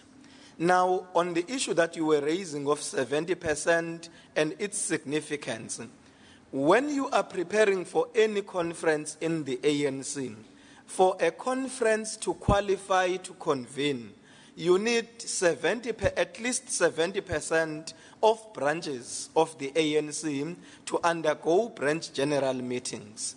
But in the conference itself, you need 50% plus one for a conference to continue with its business for the conference. Then the chairperson is saying, in that conference, we had more than 75% of the branches and delegates who were supposed to participate in the conference. Now, how do you link 2008 with the current incidents? I think it's misleading, because after 2008, even though there were issues, but within a period of a year, assisted by the provincial leadership of the ANC at the time, we were able to stabilize and unite the region. That's why in the 2011 conference, you had no contest. It was unanimous. In the following conference in 2014, there was no conference. It was unanimous. And from that period, from 20... I think you wanted to say there was no contest. You said there was no conference. Oh, sorry. I meant contest. Yeah. From that period in 2008 to 2014, not even one incident of a killing or intimidation for that matter up until now. So there is no correlation between the 2008 conference with what is happening now. Okay, I hear you. Let's move on.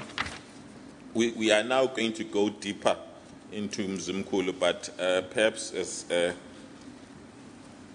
introduction, I'll read what the SACP is alleging. I don't want to read everything. I'll start somewhere. They are still on Mzimkhulu. The tensions generated were seen as a result of a contestation of the loyalty of the possible emerging leadership.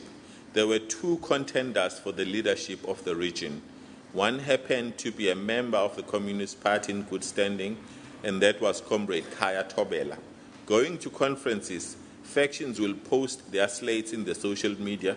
The same happened with the Herikwala region. A slate was posted with Comrade Khaya Thobela as a candidate for the regional secretary. The same slate was then reconstructed, replacing Comrade Khaya Thobela's picture and in his place, a picture of the dog was inserted. Some days later, the same slate again was tampered with the dog now replaced by a candle.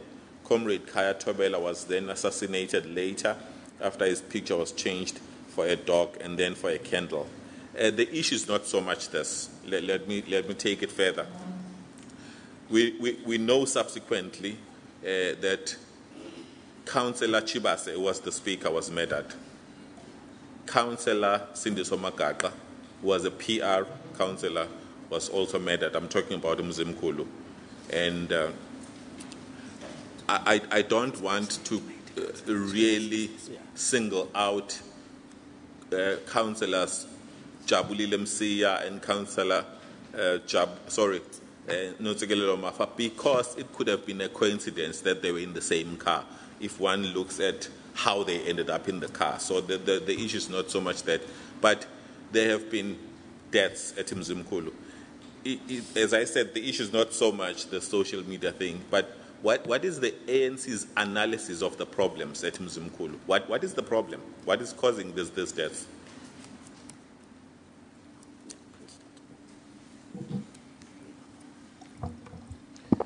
No, thanks, Chairperson.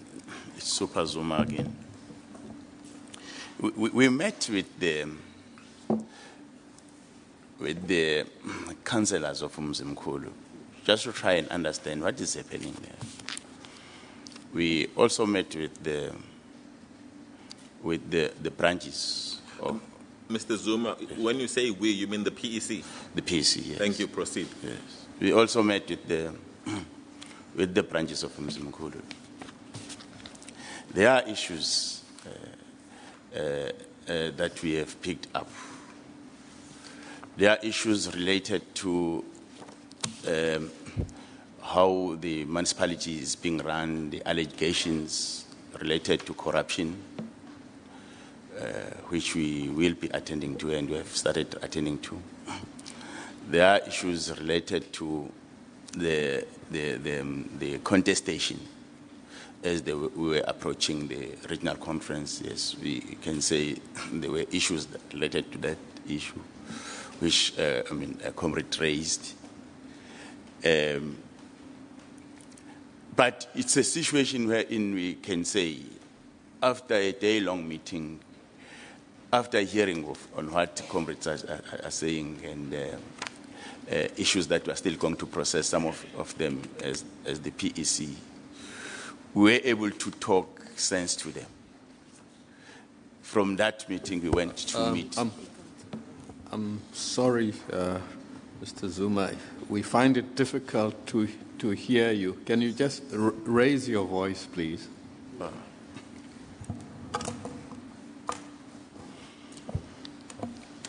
Yes, I was just picking up on issues that we think are real issues there. Yes.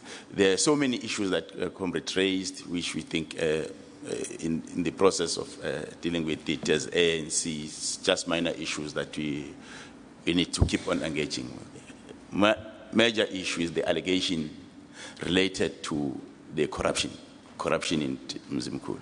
Yes. The second issue is related to allegation that the comrades from both sides are suspecting each other, that if somebody is being killed, the other group will be saying, oh, it's killed by this particular group.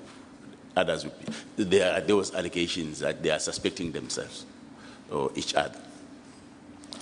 Other issues are related to different views as we were preparing for the regional conference.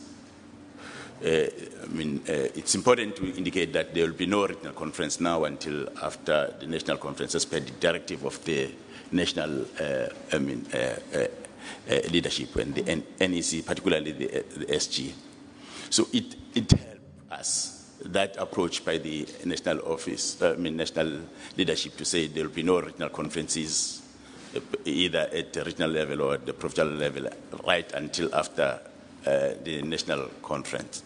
So we are beginning to, to deal with issues now, not looking at them as per their preferences. If I'm saying their, the views of the members in terms of the regional conferences.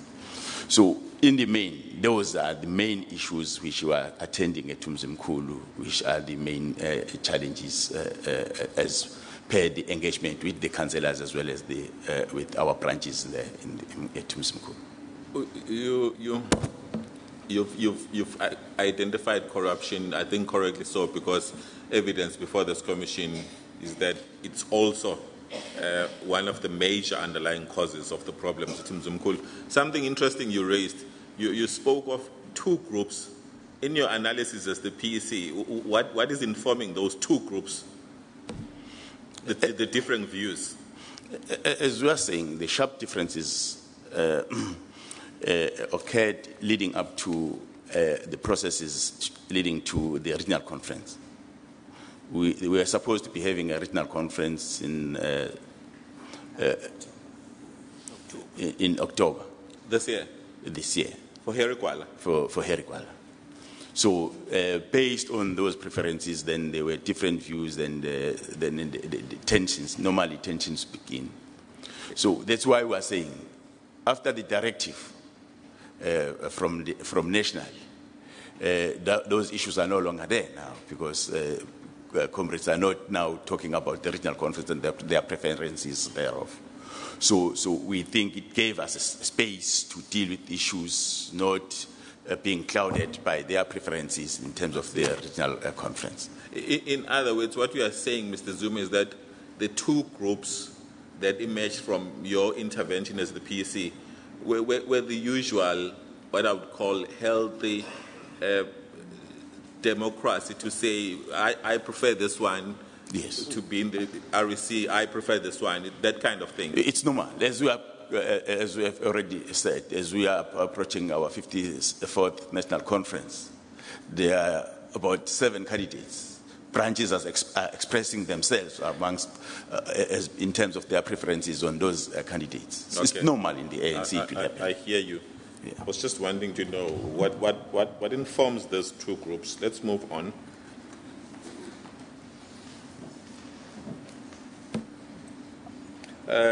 As I said, we will come back to Mzimkhulu when we deal, in due course, we will deal with the issue of awarding of tenders to security companies. So we'll go back to Mzimkhulu in that regard.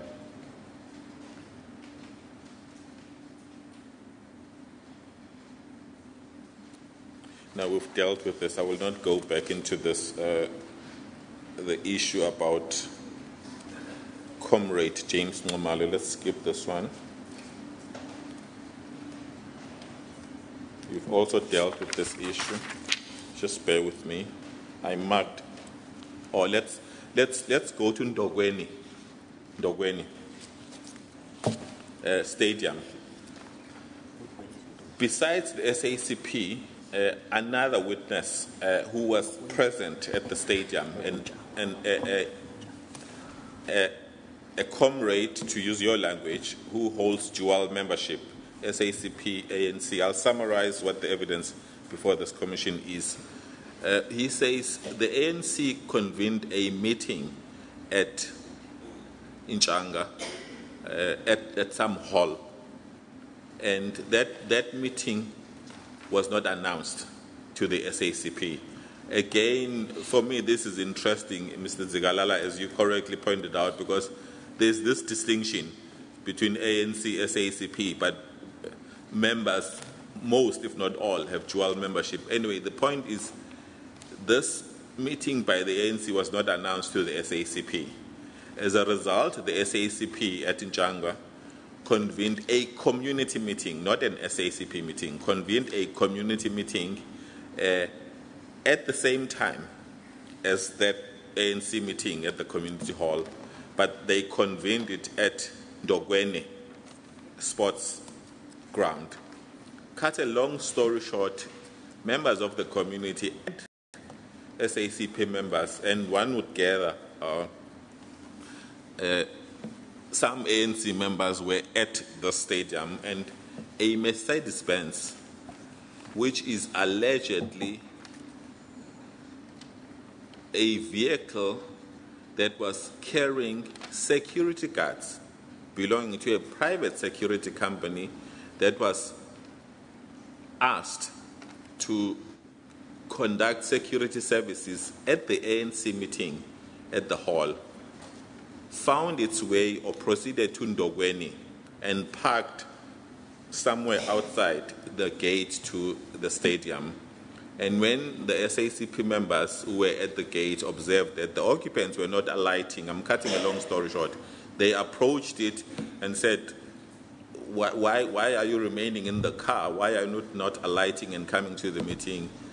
Cut a long story short, a shooting occurred and SACP members died.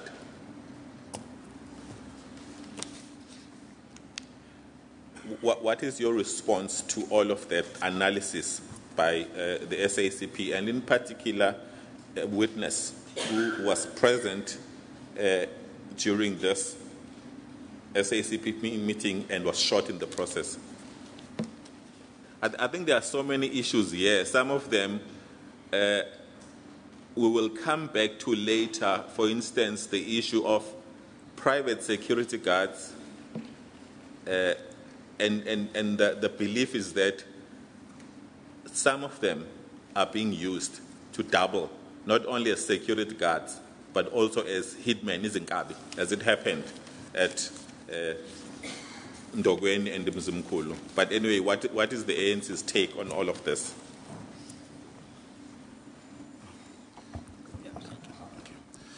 Thanks, Chair Super Zoom. I think we'll have to be guided because in some of the issues there, particularly in Njanga, I think they are still under investigation. Yes. It's important to clarify this point, that at Njanga, there are about two comrades who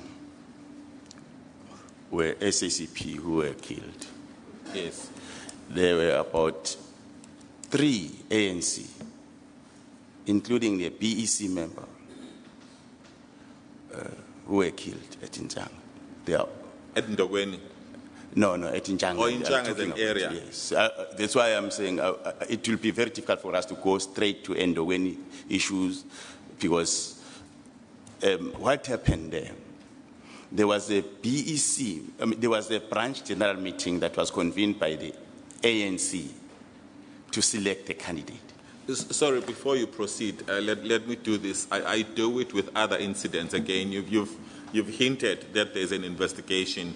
I'm making perhaps what could be called a waiver or disclaimer.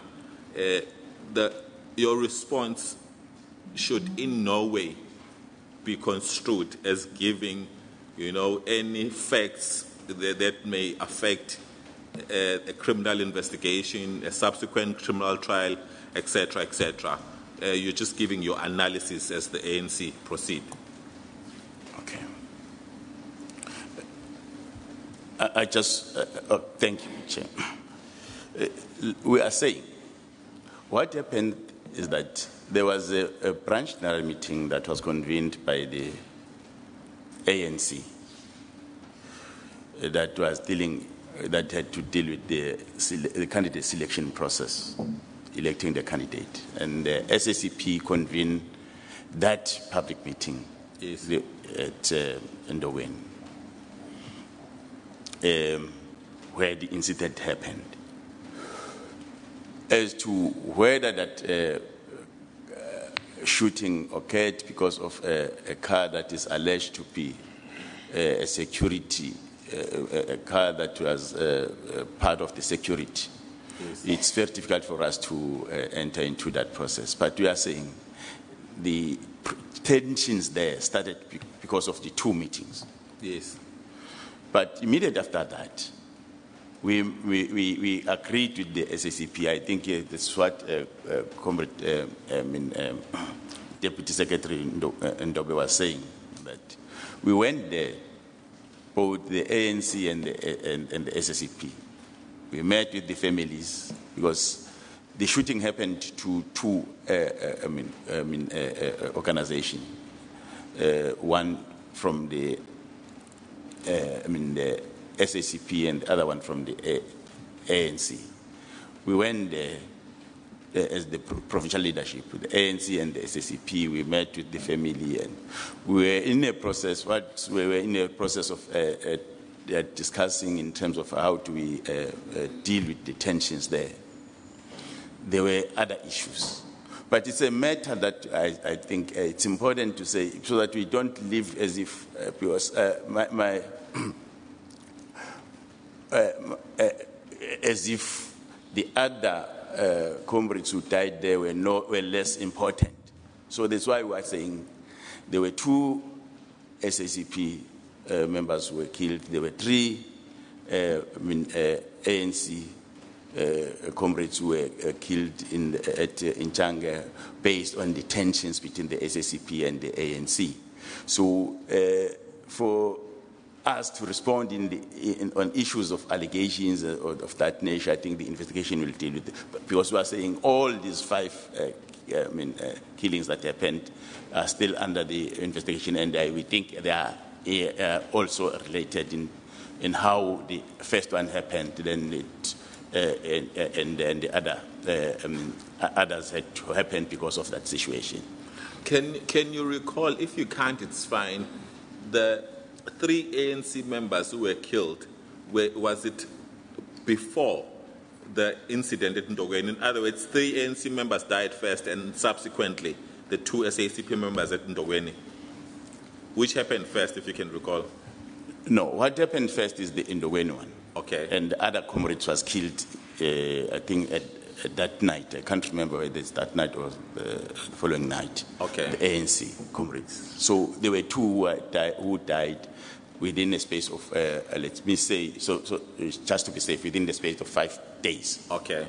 That's why we had to go and meet the families before they could be buried. Then that sparked the other processes or the other killings. As a matter of interest, I'm finding this dual membership and the distinction interesting. Do you know if the two SACP members who died in Moerane were also ANC members? I think the first one, yes, it could be that he was both.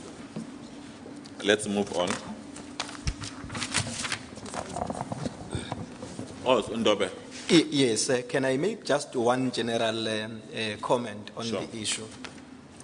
I think for me it's fundamental to address the point that the chair, Mr. Zigalala, attempted to address earlier on, of how the ANC should relate with all the alliance partners in the alliance in our own activities internally as a party, as the ANC. For example, in the document that you are reading, you are saying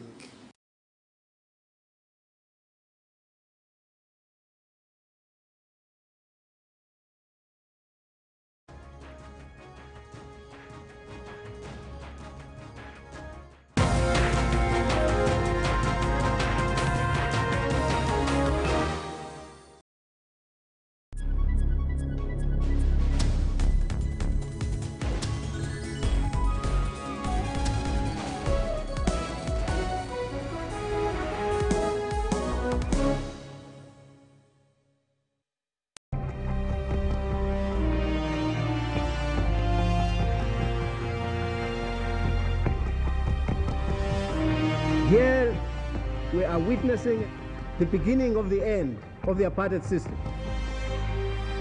If you did a paternity test on our constitution, whose DNA would come up? Not Nelson Mandela, not F.W. de Klerk, Oliver Tambo. The Pan-African Parliament as a legislative body could go a long way in continuing to promote women's rights in all African member states. Moon will be elected president. A decisive win by him will provide much-needed stability in South Korea.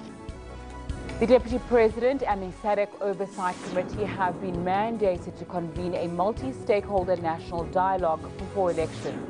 5 teams are trapped in the relegation mud. These include Bloemfontein Celtic, 12th on the log, followed by Chipa United, Free State Stars and Baroka, who are second from the bottom, as well as Highlands Park, who have won only 4 matches. We're on point with breaking stories, detailed economy and sport. Tune into Midday Report every Monday to Friday from 12 p.m.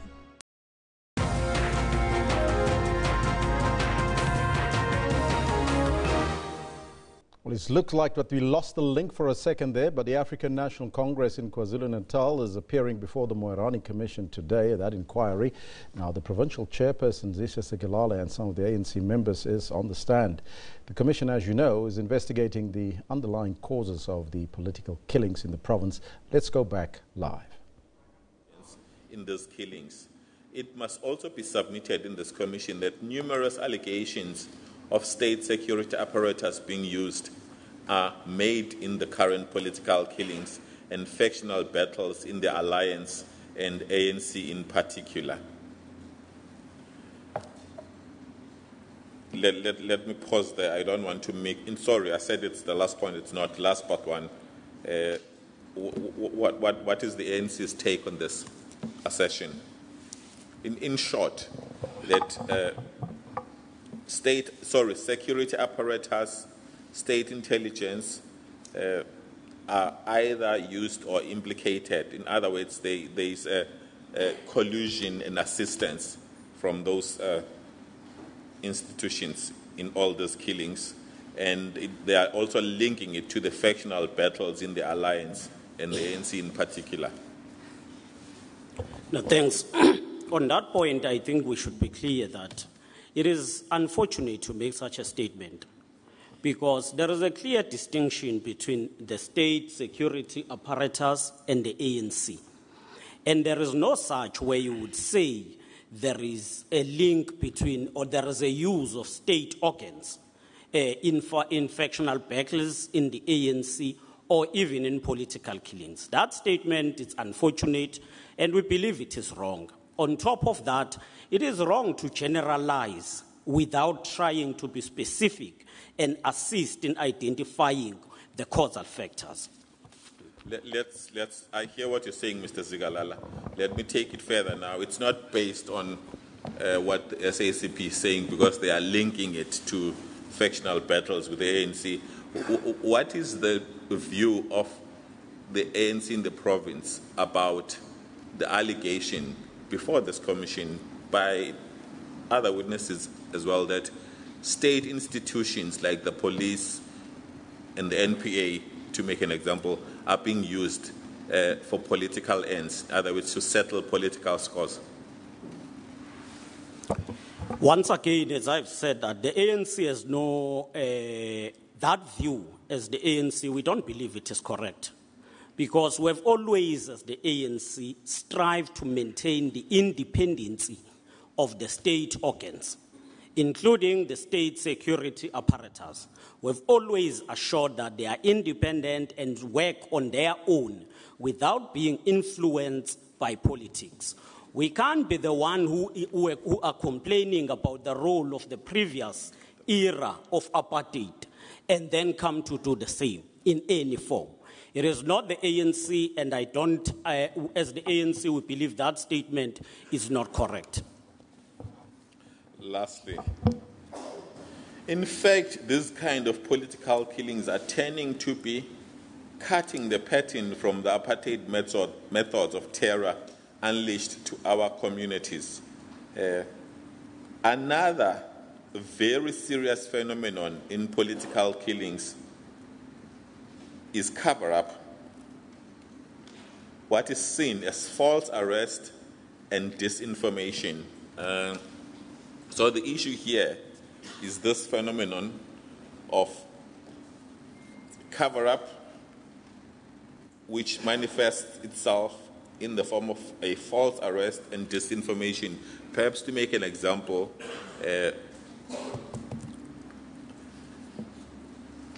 Magaga and the others are shot in September.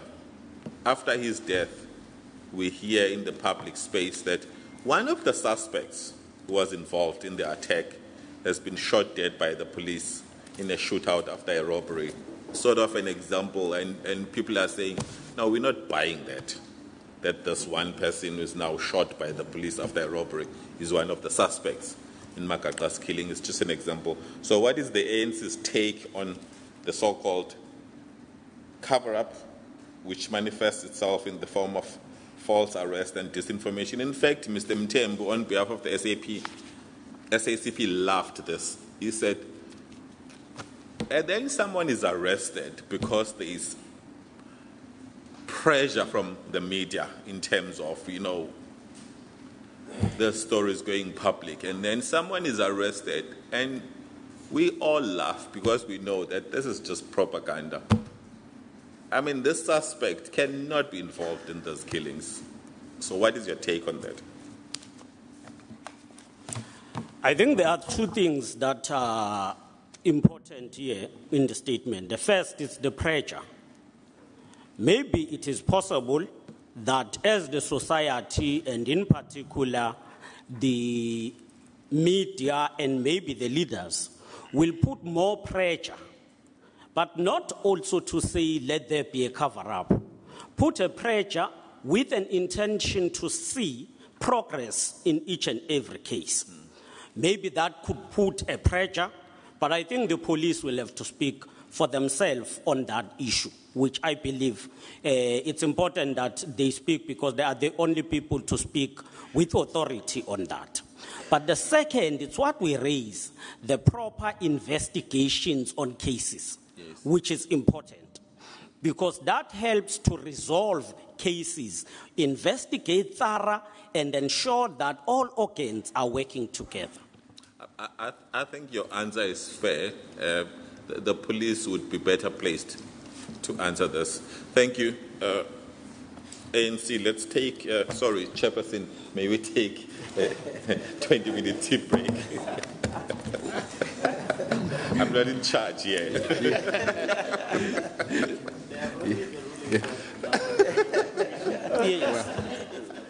Well, I foresee a coup in the making. Can we take a 15-minute adjournment? Thank you.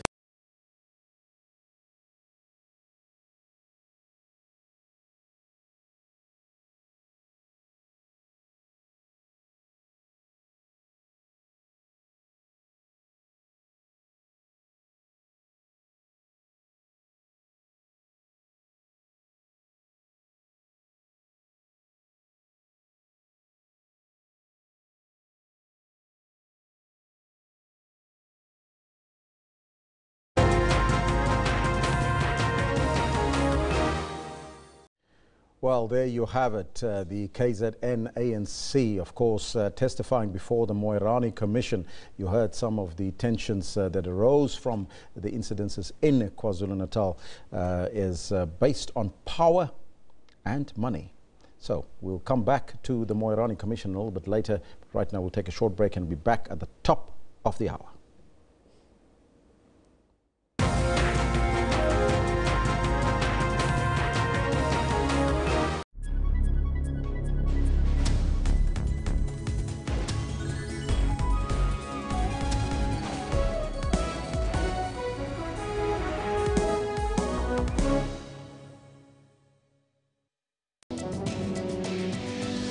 Well, today we discuss the general practitioner or GP. So the quality of the doctors coming through our medical schools is excellent. Your GP is your family doctor. Your GP is your first point of care. Who determines how much a consultation fee should be. We set up networks of general practitioners, and one of the conditions of the network was to agree to charge a certain fee. Specialists are specialists. We can't take away their role. We can't take away what they do for each patient in their disease entity. Our specialist colleagues as well don't appreciate patients coming straight off the street, as it were, to see them. They're highly trained. For health tips that will help you to adopt healthy living, catch Health Talk every Saturday from 9 to 10.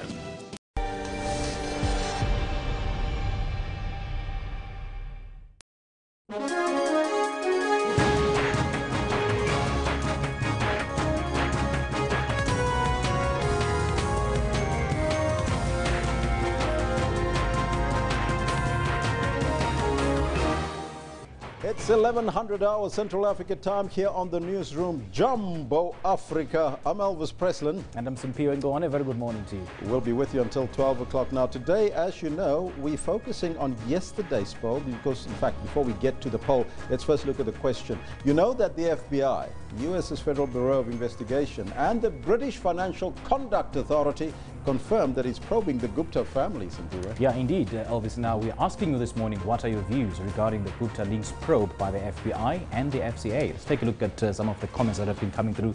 Likhasa Batla Molo says, hashtag FBI will do proper a job. I hope everyone is aware that NPA and the Hawks doesn't exist anymore. Oh, really? This one from Lighton says, what happened to Charity Begins at Home? We know the reason the probe hasn't been conducted here because, number one, well, there's a conspiracy theory there, I tell you that.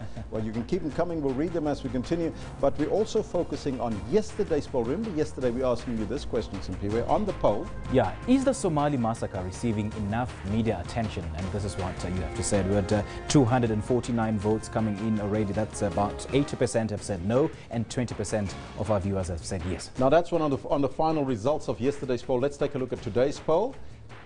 Right, of course, it's a very same question. It's based on what's happening in Somalia and whether or not we, as the media, giving the Somali massacre enough attention. So far today, 229 votes in. Almost the same result. Saying no, 20% are saying yes. So it's exactly the same result. Yeah. So we can conclude that the media is not paying attention to Somalia or even Africa. Or Africa, yeah. Let's take a look at what you are telling us on the Twitter handle at SABC Newsroom. If we go there and we put it up for you, there's a lot of tweets coming through. And this one coming from Lhasa Batlamolo says, Somalia bombing is getting support from all over the world. I kneel down on a daily basis asking the Almighty God of Zion to help. And Doc Moses Villane says, we as Africans are always fed Western news, forgetting to tell our own stories. Even our media models themselves on Western ideas. Well, we should focus on our own, you know. That is what we have for you, but we also focus on sports. Tomorrow is the big day. It's the Soweto Derby. It's the Soweto Derby, yeah. How can I forget that? Now, on the eve of the Soweto Derby, 50,000 tickets have been sold. And we're asking you, is the Soweto Derby losing its mojo? Well, this is what you are telling us on the Twitter handle. Olani says it had lost its mojo a long time ago. It's always a predictable event that they are going to play a draw because no team wants to lose. Zibani Ngwenya says yes, because Steve is the unlucky coach. The best for him tomorrow is a draw. Well, that's an unlucky Steve there. Well, that's what we got for you there, but let's get down to our headlines and take a look at what we have.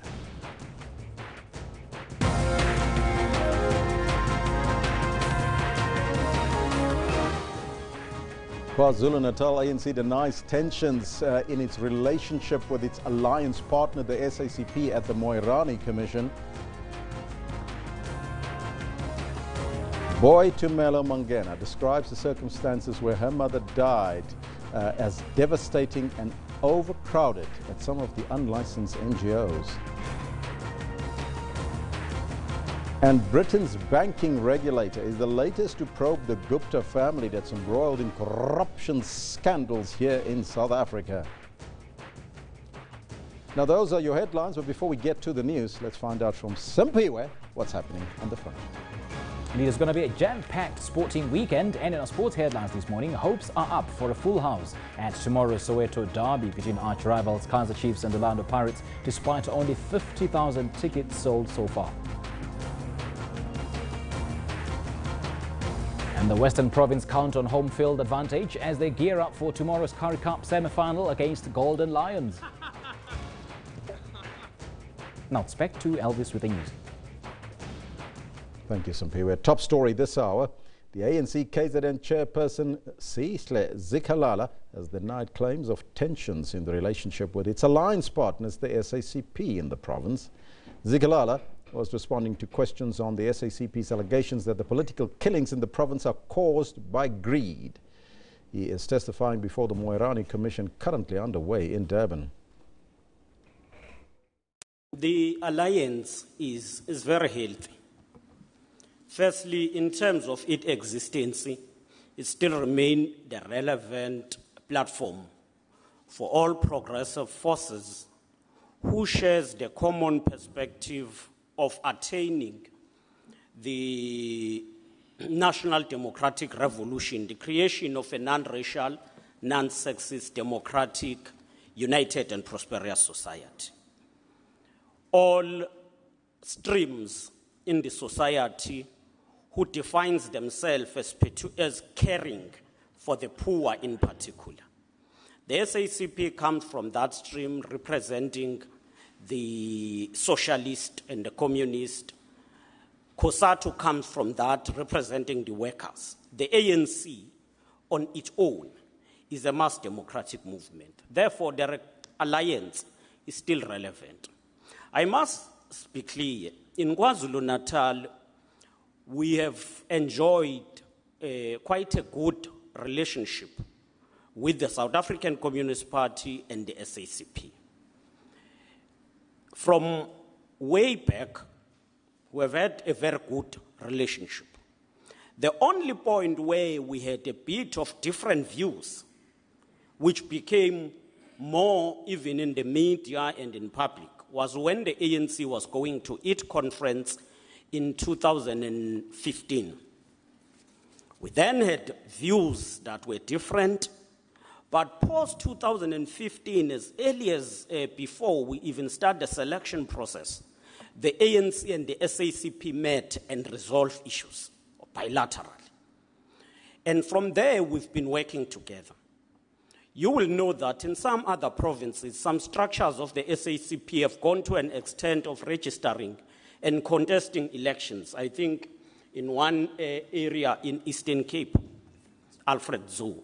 In KwaZulu-Natal, that didn't happen. There were, of course, isolated cases where you will find people contesting within the ANC on the basis that they are the SACP, but those issues were always handled within the ANC. The one issue which is an isolated case and which was attended to and is still being dealt with relates to the issue of Ward 4 of eThekwini in Janga. Now, we'll go back to the Commission. They've taken a break, a tea break. They'll be back in another 15 minutes or so. We'll go back live. But there's another day of heartache as families continue their testimonies at the Life Esidimeni arbitration hearings in Parktown, Johannesburg today. The first family member sworn in was Boitumela Mangena. Her mother was transferred from Life Esidimeni to the NGO Takalani in Diepsloot. Mangena said her brother was greatly concerned about his mother's condition when he first visited their mum at the NGO. When he first got there, he asked to see her. He gave them her name, and they looked for her. The nurses that were there went in and looked for her, and they brought him someone else. So he said, no, this is not my mother, but she had my mother's name tag on. So she's like, but it was not your mother? It was not her. So they told him, okay, well, they're all in the hall, so you can go through and look for her in the hall. And he says the circumstances, they were extremely devastating. The place was overcrowded. some were sitting on the chairs, but because there wasn't enough space, some were sitting on the floor. Everyone was still in the uniform that they had been brought in from Esidimeni. When he says he couldn't even recognize my mom at first. He actually walked past, and when the second round, that's when he noticed that she was there due to the amount of weight that she had lost. And she wasn't wearing any socks, she wasn't wearing a jersey, she was sitting in a corner without a jersey, shivering. And this is like just before winter.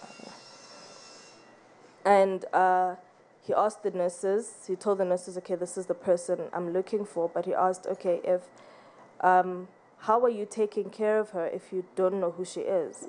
Because when my mom first got diagnosed, we're told that she has to be on the right medication. Should she not be on the right medication, her condition will deteriorate very quickly. So he asked, if you don't know who she is, how are you giving her the right medication? And her feet were swollen. She was extremely hungry. So he found her a jersey. He went out to go buy her a jersey. The nurses, he had asked them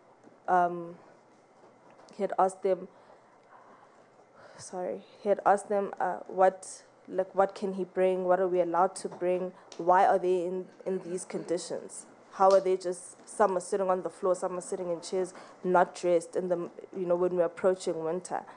And the lady that was there told him that, well, she doesn't know anything, that she's actually had just started working there, and she was even asking him if he could help her find accommodation, because she was saying she had just moved to the area, and basically how they got people was, if you were working there previously and you had a friend, you would call them and say, here's a job. They had no training, they had no skills, they had no experience. Now, 3 weeks after Boitumola Mangena's mother's transfer to Takalani, she was dead. Boitumola was in the midst of writing an important exam when she was asked to return home immediately. She continued her emotionally charged testimony. I called my sister, and it was just after she had gone to see her, and the first thing she said to me was, come home right after your exams. So I knew something was wrong.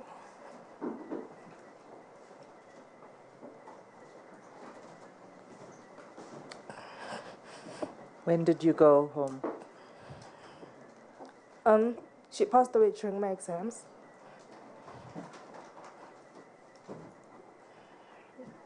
I was on my way to write my paper when I got the call. When you received the call? From From my brother. Is your brother here today? Yes, he's over there.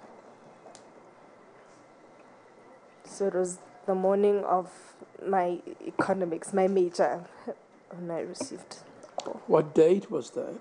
On the 6th of June, 2016. How long had she been at Takalani then? Around 3 weeks. Was she receiving her medication while she was at Takalani? My brother says when he got there, because of how bad the conditions were, he spent the entire day with her so that he could feed her and make sure that she was properly taken care of for the day.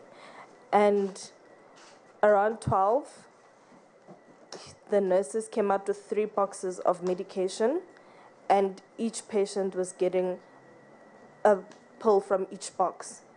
So basically all the patients were getting the same medication. And he says... Do you know what medication that was? No, we don't. And each pill for each patient from each box? Not for each patient, because he says it was a matter of the patients who could walk themselves to where the nurses were would get the medication. If they also disabled patients, you mean on wheel who couldn't move, who were mobile? I think because of, like with my mom's condition, they'd said she'd also lose ability of her legs. So when he found her, she couldn't walk. So patients like that who weren't mobile, who weren't able to talk, were not. If you can't speak for yourself or get yourself to that place, you would not get the medication. What place are you talking about? At Takalani. If you cannot get to the station where the nurses were standing. To the station where the medicines were dispensed. Because even with the food, he says they were all just put on one table. So the patients who could walk to the plate would have to go get a plate. So he had to go get a plate to come feed my mom. The arbitration process is continuing, and of course more testimonies to follow. We'll keep you abreast of that, and we'll go there live to the arbitration process a little bit later. Meanwhile, the Gupta family is now under investigation on both sides of the Atlantic. Following news that the FBI is investigating possible US links to the Guptas, the UK's banking regulator, the Financial Conduct Authority, has confirmed that it's probing alleged money laundering involving the banks, HSBC, as well as Standard and Chartered. Former UK government minister and anti-apartheid campaigner Peter Hain requested law enforcement agencies to probe the Gupta family's business dealings in the United Kingdom. I thank the Chancellor for ensuring that the Financial Conduct Authority, the Serious Fraud Office and the National Crime Agency investigate HSBC, Standard Chartered banks and also, can I add, Baroda Bank, each of which expert South African whistleblowers have told me must have been conduits for the corrupt proceeds of money stolen from their taxpayers and laundered through Dubai and Hong Kong. Meanwhile, South Africa's Special Crime Investigative Unit, the Hawks, says it will cooperate with the U.S. Federal Bureau of Investigations if contacted regarding its probe into the Gupta family. There are growing concerns about the family's alleged ties to South Africa's political elite. Shawan Bryce Peace compiled this report. The FBI is notoriously unhelpful in confirming investigations it might or might not be conducting. This story first reported by the Financial Times. They are saying that the Federal Bureau of Investigations is probing possible U.S. links to the Gupta family, particularly the U.S. bank accounts of individuals and companies for ties to possible graft involving Jay, Atul and Rajesh Gupta. It would appear, according to the reporting we have seen, that the FBI is focused on two nephews of the Gupta brothers, Ashish and Amol Gupta, who are both United States citizens. They are looking into possible payments made by the Gupta-linked UAE company Accurate Investments to a Houston, Texas-based company run by the nephews called Brookfield Consultants Incorporated. From online information, the company appears to have been registered in 2013 and so is just over 4 years old. We have learned from the Gupta email leaks that the South Africa-based Guptas sought to employ their US-based nephews in South Africa in 2013, the same year the company was registered in Texas. The United Arab Emirates-based company Accurate Investments also emerged earlier as it relates to multi-million rand cash transfers between various Gupta companies to pay for the expansive Gupta wedding held in April of 2013 in Sun City. So the FBI would be looking at issues around money laundering, specifically as it relates to the Foreign Corrupt Practices Act, which makes it illegal for companies or individuals to influence foreign officials with any personal payments or rewards. But this is the important part. The act also applies to any act by U.S. businesses, American nationals and citizens acting in the furtherance of foreign corrupt practices, whether or not they are physically present in the United States. As we have indicated, the basis for the investigation appears for now to be the email trove obtained off a Gupta company server earlier this year. So essentially what they'll be looking to confirm is whether money was laundered from the United Arab Emirates from Accurate Investments to bank accounts in the United States, likely linked to Brookfield Consultants, which have as its directors one Ashish and Amol Gupta, the nephews of the Gupta brothers in South Africa.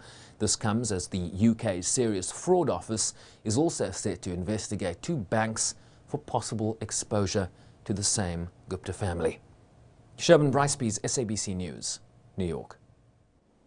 Well, and that's the reason why we pose this question to you on your screen right now. What do you make of this investigation? Your views regarding the Gupta links being probed by the FBI and the FCA, the Financial Conduct Authority in Britain. Let me take a look at what you're telling us on the Twitter handle at SABC Newsroom, as well as on the Facebook page. Let's take a look. This one from Kabi says, I feel that now that the FBI is involved, the Guptas is finally going down. FBI are the grim reapers. They don't rest, says Kabi. Ransley says, why the FBI are not probing APSA for the bailout that they received from the taxpayers. Also 17 bank collusions. They should start there, says Ransley Godfrey. Now, this one from Lachasa Batlamolo says, the FBI versus the Gupta South Africans should take their pens ready to vote the corrupt ANC out. NPA and the Hawks were given brown envelopes, says Lachasa Batlamolo.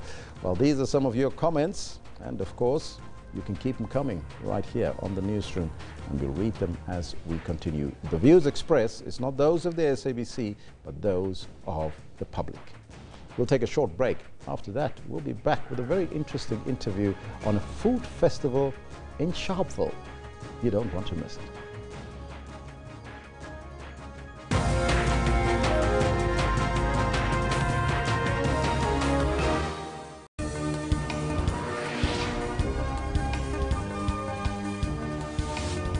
We're talking news, business and sporting updates both continentally and abroad. South Africa is in its first economic recession since 2009. Currency has appreciated quite a lot, especially for this year. And it has benefited from a number of things, not so much to do with what was happening here at home. The Islamic State-linked news agency AMAC claims the latest attack was launched because of Australia's backing in the US fight against the group. Constad is one of the dozens of women who have accused Cosby of sexual assault, but hers is the only case recent enough to be subjected to criminal prosecution. Stay tuned to News Today at 3 p.m. from Monday to Friday on SABC News. The Pan-African Parliament, as a legislative body, could go a long way in continuing to promote women's rights in all African member states. Moon will be elected president. A decisive win by him will provide much-needed stability in South Korea. The Deputy President and the SADC Oversight Committee have been mandated to convene a multi-stakeholder national dialogue before elections. 5 teams are trapped in the relegation mud. These include Bloemfontein Celtic, 12th on the log, followed by Chippa United, Free State Stars and Baroka, who are second from the bottom, as well as Highlands Park, who have won only 4 matches. We're on point with breaking stories, detailed economy and sport. Tune into Midday Report every Monday to Friday from 12 p.m.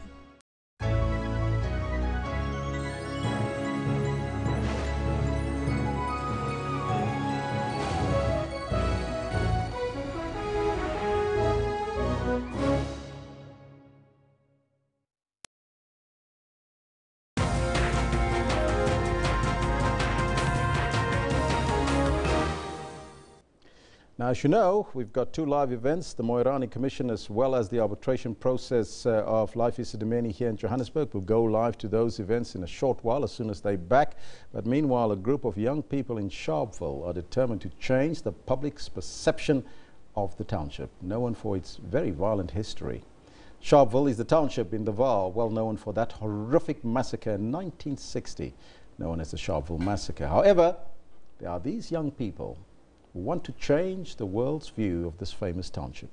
One of the tricks up their sleeves is to start by hosting a food festival to bring people together and boost a very positive mindset among the youth. Joining us now in the studio is the communications manager of the Sharpeville Food Festival, Asejo Haibe. A very good morning to you, and I hope I pronounced that correctly. That's perfectly. Now, first and foremostly, tell me about the idea. Where does it stem from to have a food festival in Sharpeville? Initially our project was to shoot a documentary about Sharpeville called Sharpeville Film. And we started shooting a week during the shoot. Romeo Malepe, who's my partner basically, come back to me. He asked me about the content that we already captured. It was like, you know, I don't think, you know, what we were hoping for the you know, the content. We didn't hope for so much negativity that we have captured. And could we please maybe shift, you know, the project a little bit, and rather we capture, you know, we shift the mind, you know, to a more positive mindset of the people, especially the youth, and then we actually capture that, the process, the transformation of which we were supposed to actually come up with the rebranding of Sharpeville. And then that's when we discontinued the shoot, and then we came up while we were busy brainstorming. We thought the rebranding has to be kickstarted by the food festival, of which basically would be the introduction or the promotion of the rebranding, and then that's when we came up with the the logo and all those things. And it must be driven by young people to basically espouse what the people of Sharpeville is all about. Exactly. In order to disrupt, the recurrence of that negative mindset, we decided that we should target the youth with a vibrant brand that resonates with them, and also with entertainment also, since the youth are they have that energy that they want to always be entertained. So it will be a combination of food and entertainment. But talk to me about the food. What is going to be different from other food festivals that we've seen at the Sharpeville Food Festival?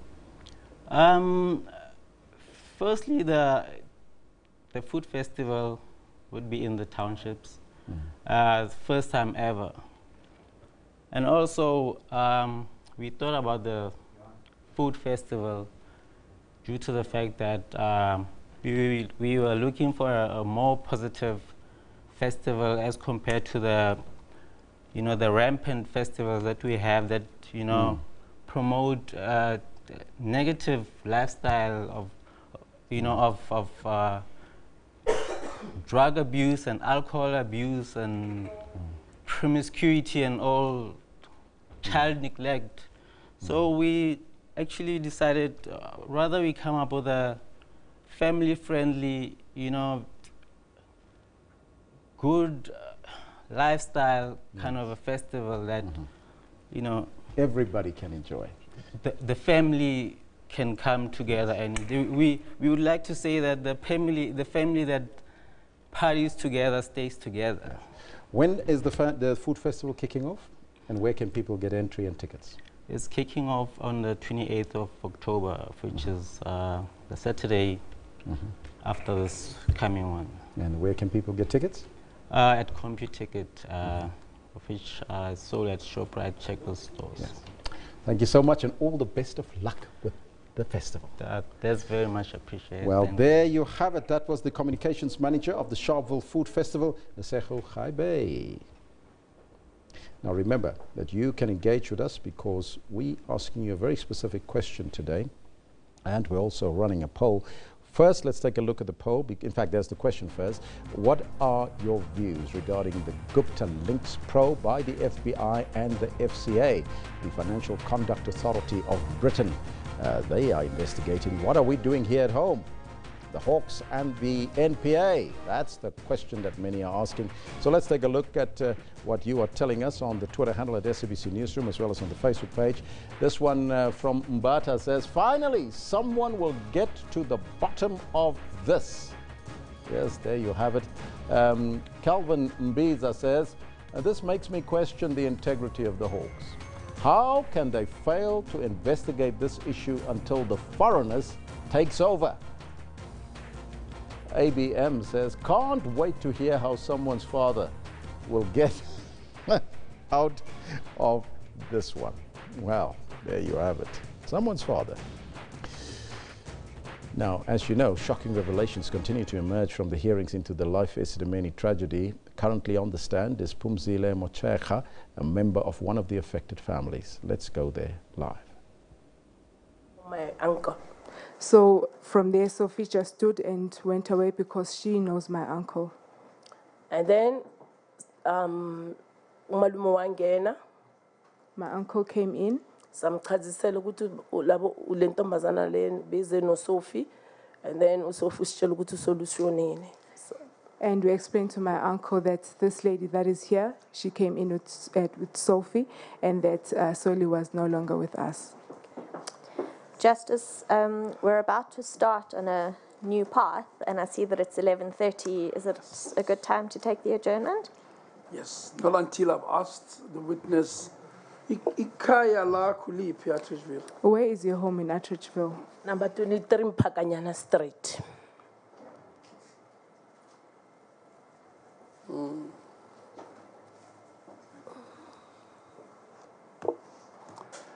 you, Mama. You know where my home is? We are neighbor. My neighbor because mengihlala Makambe, number 11 Makambe Street. I think you're my neighbor because my home is at Makambeni Street. Yeah. Ngizomthetho mama ufuneka ngibatshele ukuthi mina nawe singaba sabakhelwane. Yeah. By law I have to tell you that me and you are neighbors. And I have to tell everybody ngoba wena ungumakhelwane wami. And sikhulela ngaphansi kwakho. Ukuthi nina ukhulele ngaphansi kwami. Yes. Okay. Patience says I'm more than a neighbor. She grew up under me. So all of you know we adjourn until 12 o'clock.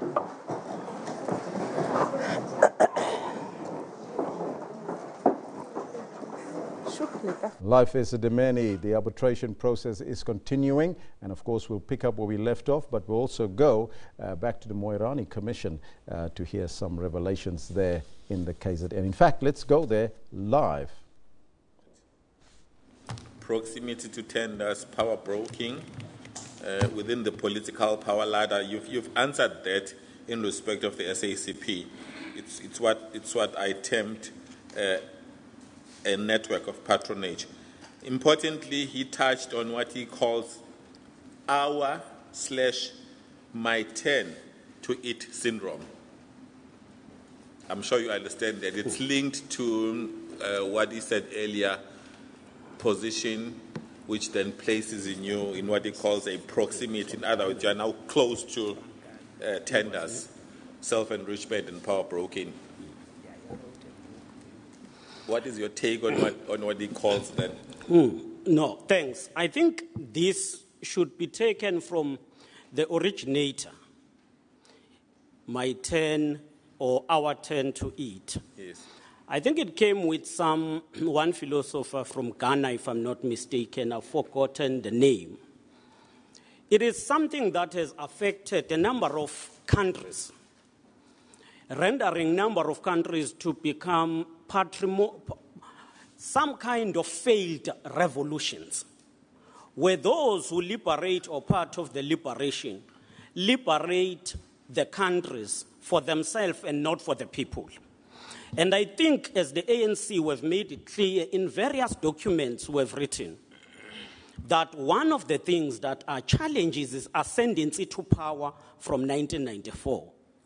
If you will go through all organizational reports of the ANC, which are, I believe, are in public domain, we talk about the ascendancy to power and challenges that have came with power. Access to money and resources, access to status, and therefore people believing that they must use the state for their own. Yes. Now, what we are discussing as we go to the national conference is the ability of the ANC to self-correct itself, the self-correction. Yes. How do we, as the ANC, rise above that and deal with those issues?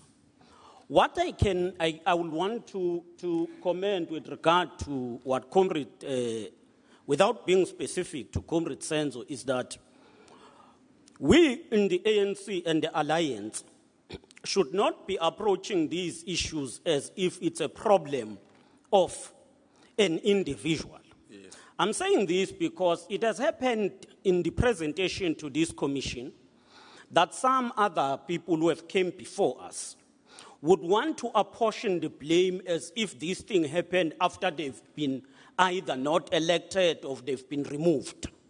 The ANC started analyzing the impact of ascendancy to power right from 1997 Mafikeng National Conference. The first National General Council of the ANC in Port Elizabeth dealt with a cadre of a special type, because the ANC was realizing that we need a kind of civil servant and public representative of a high note and a high level in terms of standing, their integrity and consciousness, but also in terms of self-development to be able to deal with challenges of governance which are complex. Now, this is the problem that has been there. Quite correctly, Comrade Senzo is pointing to a problem which we have been raising as the ANC, which have been analyzed even before our liberation in 1994, and it has affected many liberation movements, and the ANC can't exonerate itself from that. It needs to go through that. Hence, we've declared a period from 2012 to 2022 as a decade of a cadre, that we must restore that integrity of the ANC, that the values of the ANC, and even the standing, as I've said. In the program of this, the decade of a cadre, we emphasize on 3 key features. The first is that members of the ANC should have consciousness and be prepared to serve the people. Serve the people, that kind of dedication. The second one is that ideologically and politically they must be developed to analyze the prevailing conditions based both in the country and globally. But thirdly, they must develop themselves academically, because in nowadays you do need that a capacity to have academic understanding and technical understanding to deal with complex issues of the state. But going back to the point you have raised, we must deal with the people who are elected for the sake of getting to power for themselves to benefit. In fact, Mr. Zigalala, you've gone a step ahead. Remind me, one of the questions towards the end that will come is, can the ANC still save itself? If so, what are you putting forward? When I get to that question, remind us that you've already touched on it in the form of the cadre, etc., etc. You've unpacked a lot of things which I think are relevant to answer that question. Sorry, Mluleki Ndobe. Yes. No, thanks, Advocate. I fully concur with what the provincial chairperson has contributed. But I just wanted to add another dimension to the question that you were raising. First of all, when we talk about social status, recently Stats SA has issued a report on poverty levels in the country. Unfortunately, that is showing a very bad picture, that it's increasing. Now, what is a correlationship between the poverty levels and the recent crime stats that have been also issued? Because they are also increasing. So that's one point that I think academics and researchers must drill down and really establish a correlation between the two. But another point that I think is important, the issue of materialism and conspicuous consumption has always been a topic in the ANC and the Alliance. And the ANC is vehemently opposed to conspicuous consumption. And it's always been there in our discussion documents as the chair is raising the point.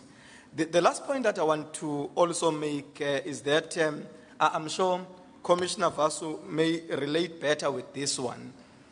There is a study that was done by a Peace Accord or Accord in the work that they do in many countries in Africa where there are conflicts. One of the things that they are saying, and I think it also relates with the work of the Commission.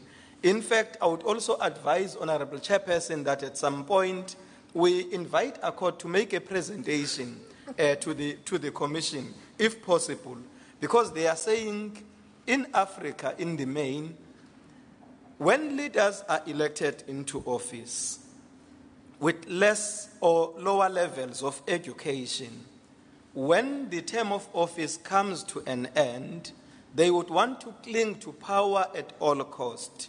Hence, we have civil wars and conflicts in Africa. Reason being, they don't have necessary skills and levels of education to go and participate in other sectors of the economy, either in the academia, in civil society, in the private sector, and so on.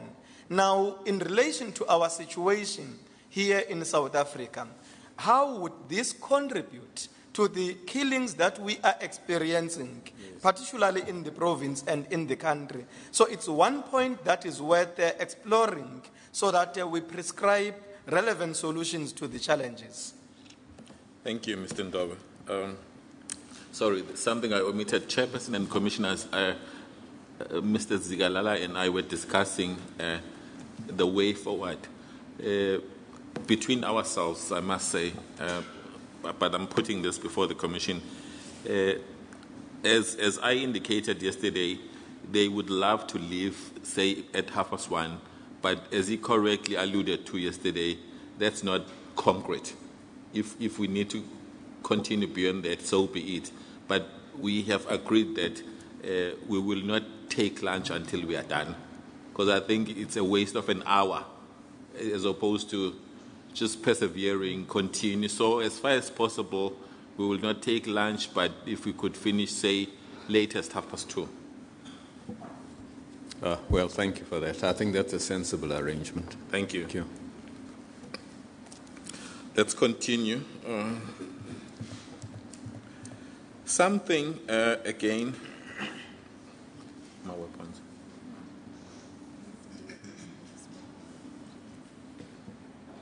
Yes. Something that was raised by Mr. Senzo Mkhunu, it was also touched by Mr. Thabiso Zulu. In a way, when you set your historical background to the violence, even though you were not specific about it, but you sort of alluded to the past. The assertion is that 7 tons of weapons were brought into this province in the apartheid days. And those weapons have not been found, which could have a direct bearing on the level of violence in the province. I'm being specific. What is the ANC's take on that? As far as possible, I would like you to also touch on security institutions like crime intelligence, national intelligence, etc. Why have we failed as a country in the province to find these weapons in your analysis?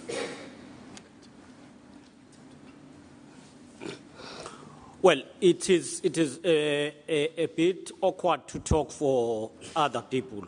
I would want to start from there so that we're always authentic and speak with authority. Yes. Now, I think the fact that there were several weapons that were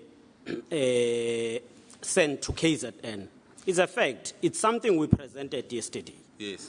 Yesterday we spoke about what was characterized as black on black violence. The violence sponsored by the state yes. in support of other parties, especially the IFP, against the ANC. We made reference to a number of commissions that have been in place in the country as a whole, and their findings.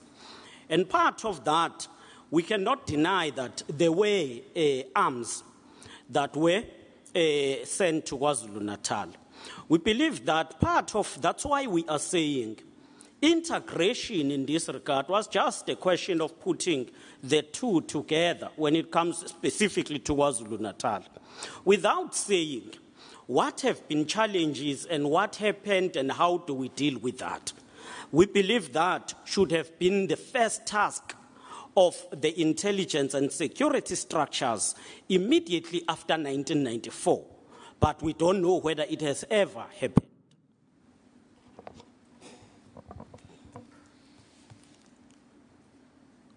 I'm thinking, I don't want to think aloud. The question may be unfair. I'll leave it for the police. I'll leave it for the police. Why, despite all this intelligence, these arms have not been found? Because one view, I'm not expecting you to answer, I'm thinking aloud, but it's for the police. One view is that because some politicians are behind the killings and they are handlers of state institutions, it is known where these arms are, but nothing is being done because they are being used for political ends. But that is for the police. Let's move on. Talk was made of manipulation, not only by Mr. Senzo Mkhunu, but by Mr. Thabiso Zulu and other witnesses. Manipulation of internal processes within the ANC. I'll give you examples that were made. It's not necessary to go to all specifics, but you will get the point.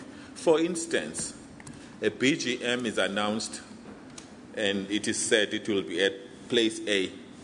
Shortly before the BGM, it is then changed to place B so that some members will not attend. Part of manipulation. Members in good standing don't find themselves on the voters' roll so that they will not be able to vote. Part of manipulation, armed security guards who will cause, for lack of a better word, intimidation of the mind of the comrades who will be attending. Yes. Manipulation of internal processes so that a predetermined or a favored end result will be realized. What is the ANC's take on that?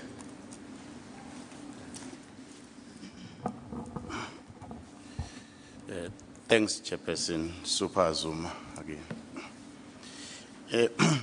On issues of manipulation, yesterday when we presented the ANC document, we presented even the dispute processes, yes, appeal processes, that allows any member of the ANC who is not happy with a process, be it at a branch level or at a regional level, to dispute or appeal up to a provincial level as well as up to a national level.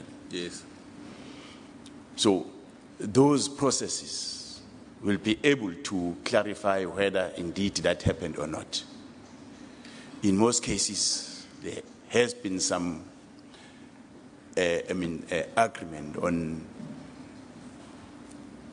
whether it's an individual who is appealing a process, putting facts in front, and then the relevant dispute structure will be saying, no, indeed, in this particular issue, in this particular area, there was a problem, then let's rerun the process.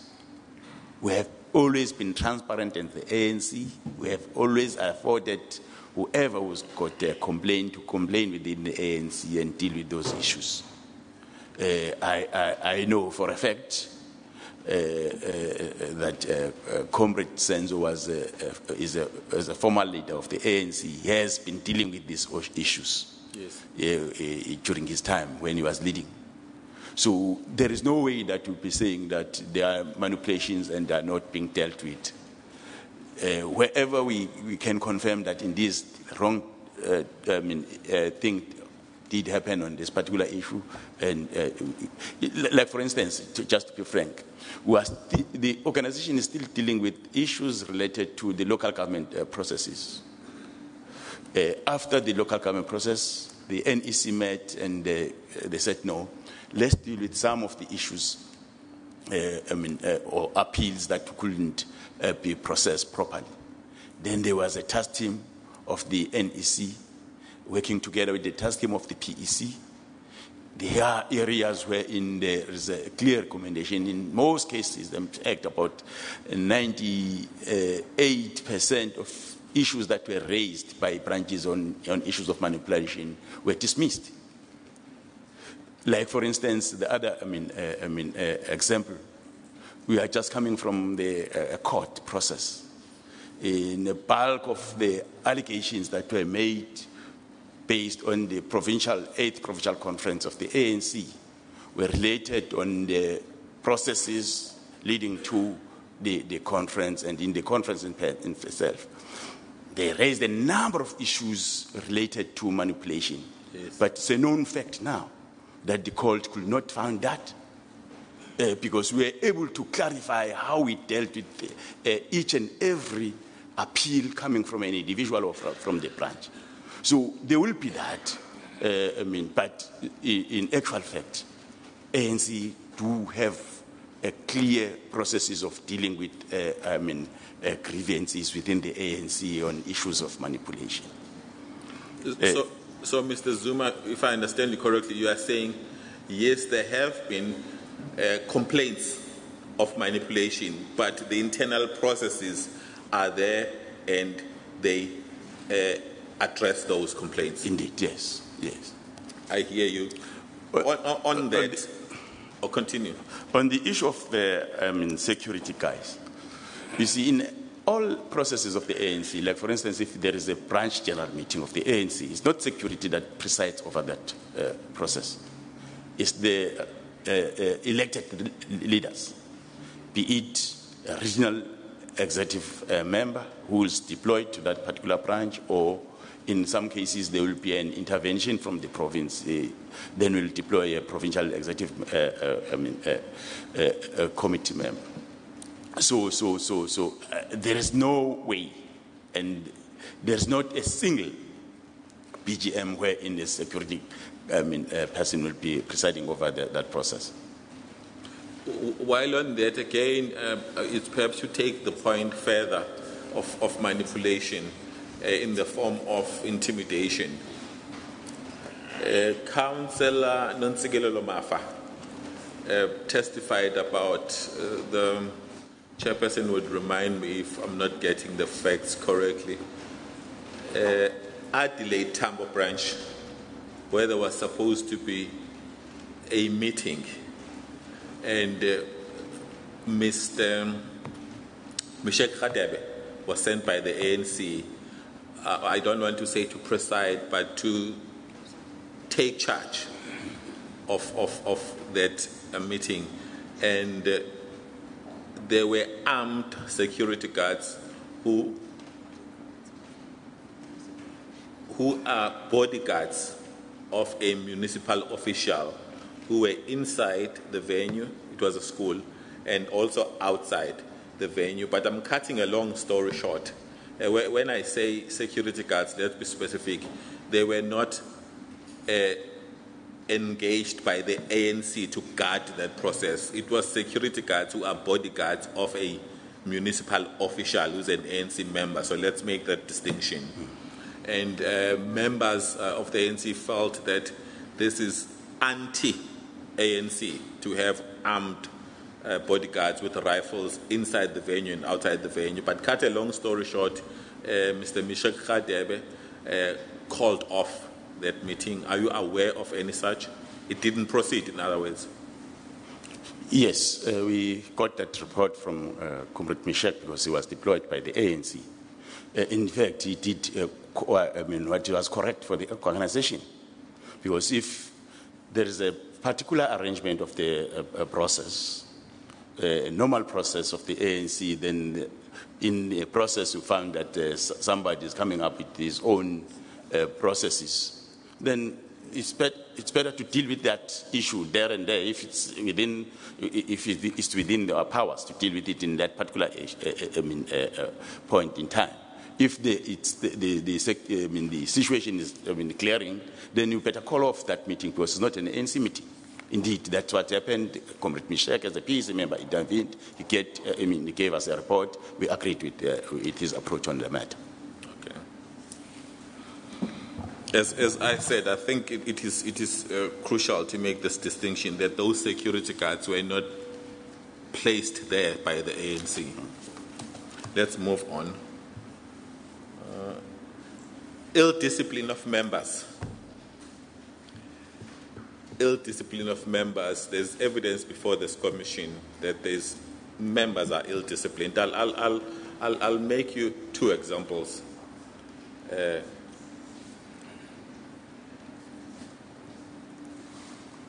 Perhaps I'll also mix it with the other issue of the final list, which I said I would.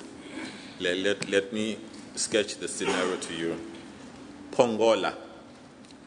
We've had evidence about what the witnesses believe are the underlying causes of the death of Councillor Khumalo. As I have said with other witnesses, they gave their views. I'm not saying as evidence leader they are necessarily the absolute truth. They say there is a BGM and two names go up. When the two final names come back, they are now not in the order that the voting was done. In other words, let's say candidate A at the BGM gets the highest vote, let's say 80%, candidate B gets, let's say, below 60%. When the final list comes, it's now the other way around. The one who got lower votes is now on top. And then members of the ANC at Pongola are constantly saying, no, we did not want that candidate, we wanted this candidate. And then witnesses believe Councillor Khumalo was killed because of that. And then let's go to Adelaide Tambo. Councillor Nontsikelelo Mafa herself said she was not the number one in terms of votes. She was number two. But when the final list came, she was then made number one because of gender. In other words, the leadership takes into account, as you have correctly said, Mr. Zikalala, other factors. Because of gender, she's then number one.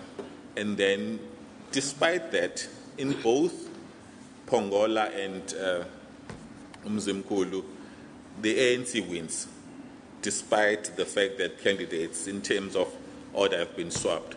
It wins. But Councillor Mafa goes on to say some members who were unhappy with the fact that she's now number one, they talk immediately from then onwards of by-elections. In other words, implying that they don't want her by-elections, etc., etc. And I'm now talking about Adelaide Tambo branch. They go to the extent of engaging an independent candidate who doesn't win the election because the ANC wins, she becomes councillor. At this stage, I would like you to deal with the issue of ill discipline. I was just making those two examples to make the point of ill discipline of members. I will deal later with the issue of the final list. So at this stage, don't deal with the issue of final list. You've explained it. What is your take on ill discipline of members within the ANC in general? Those are just two examples.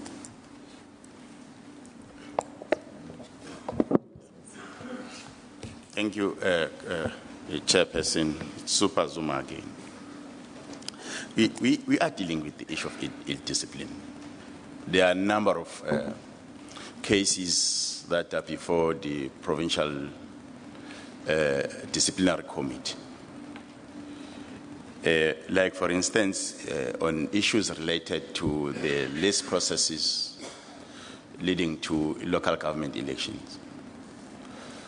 All members of the ANC who stood as independent went through the process. All of them were dismissed by the ANC.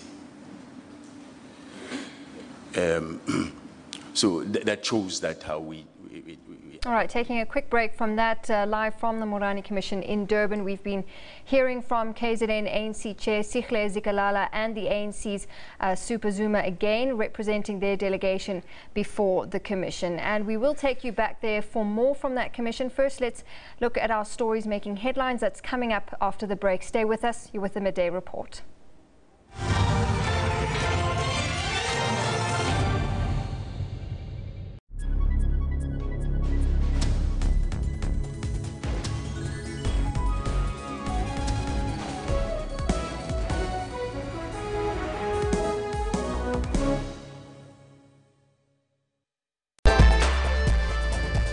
Why is there a dispute over who is the rightful heir to the throne? What I can say is that Masindi is a woman. She's a girl. She's a girl child. Because I think that if she was a male, there's no way that anybody was going to dispute the fact that she is the rightful heir. Do you recognize her as your rightful heir? Yeah, no, I would definitely say that she is my daughter. She grew up there. What is the intention? I want my throne. Join me in Port Zedu live every Monday to Thursday at 17:30.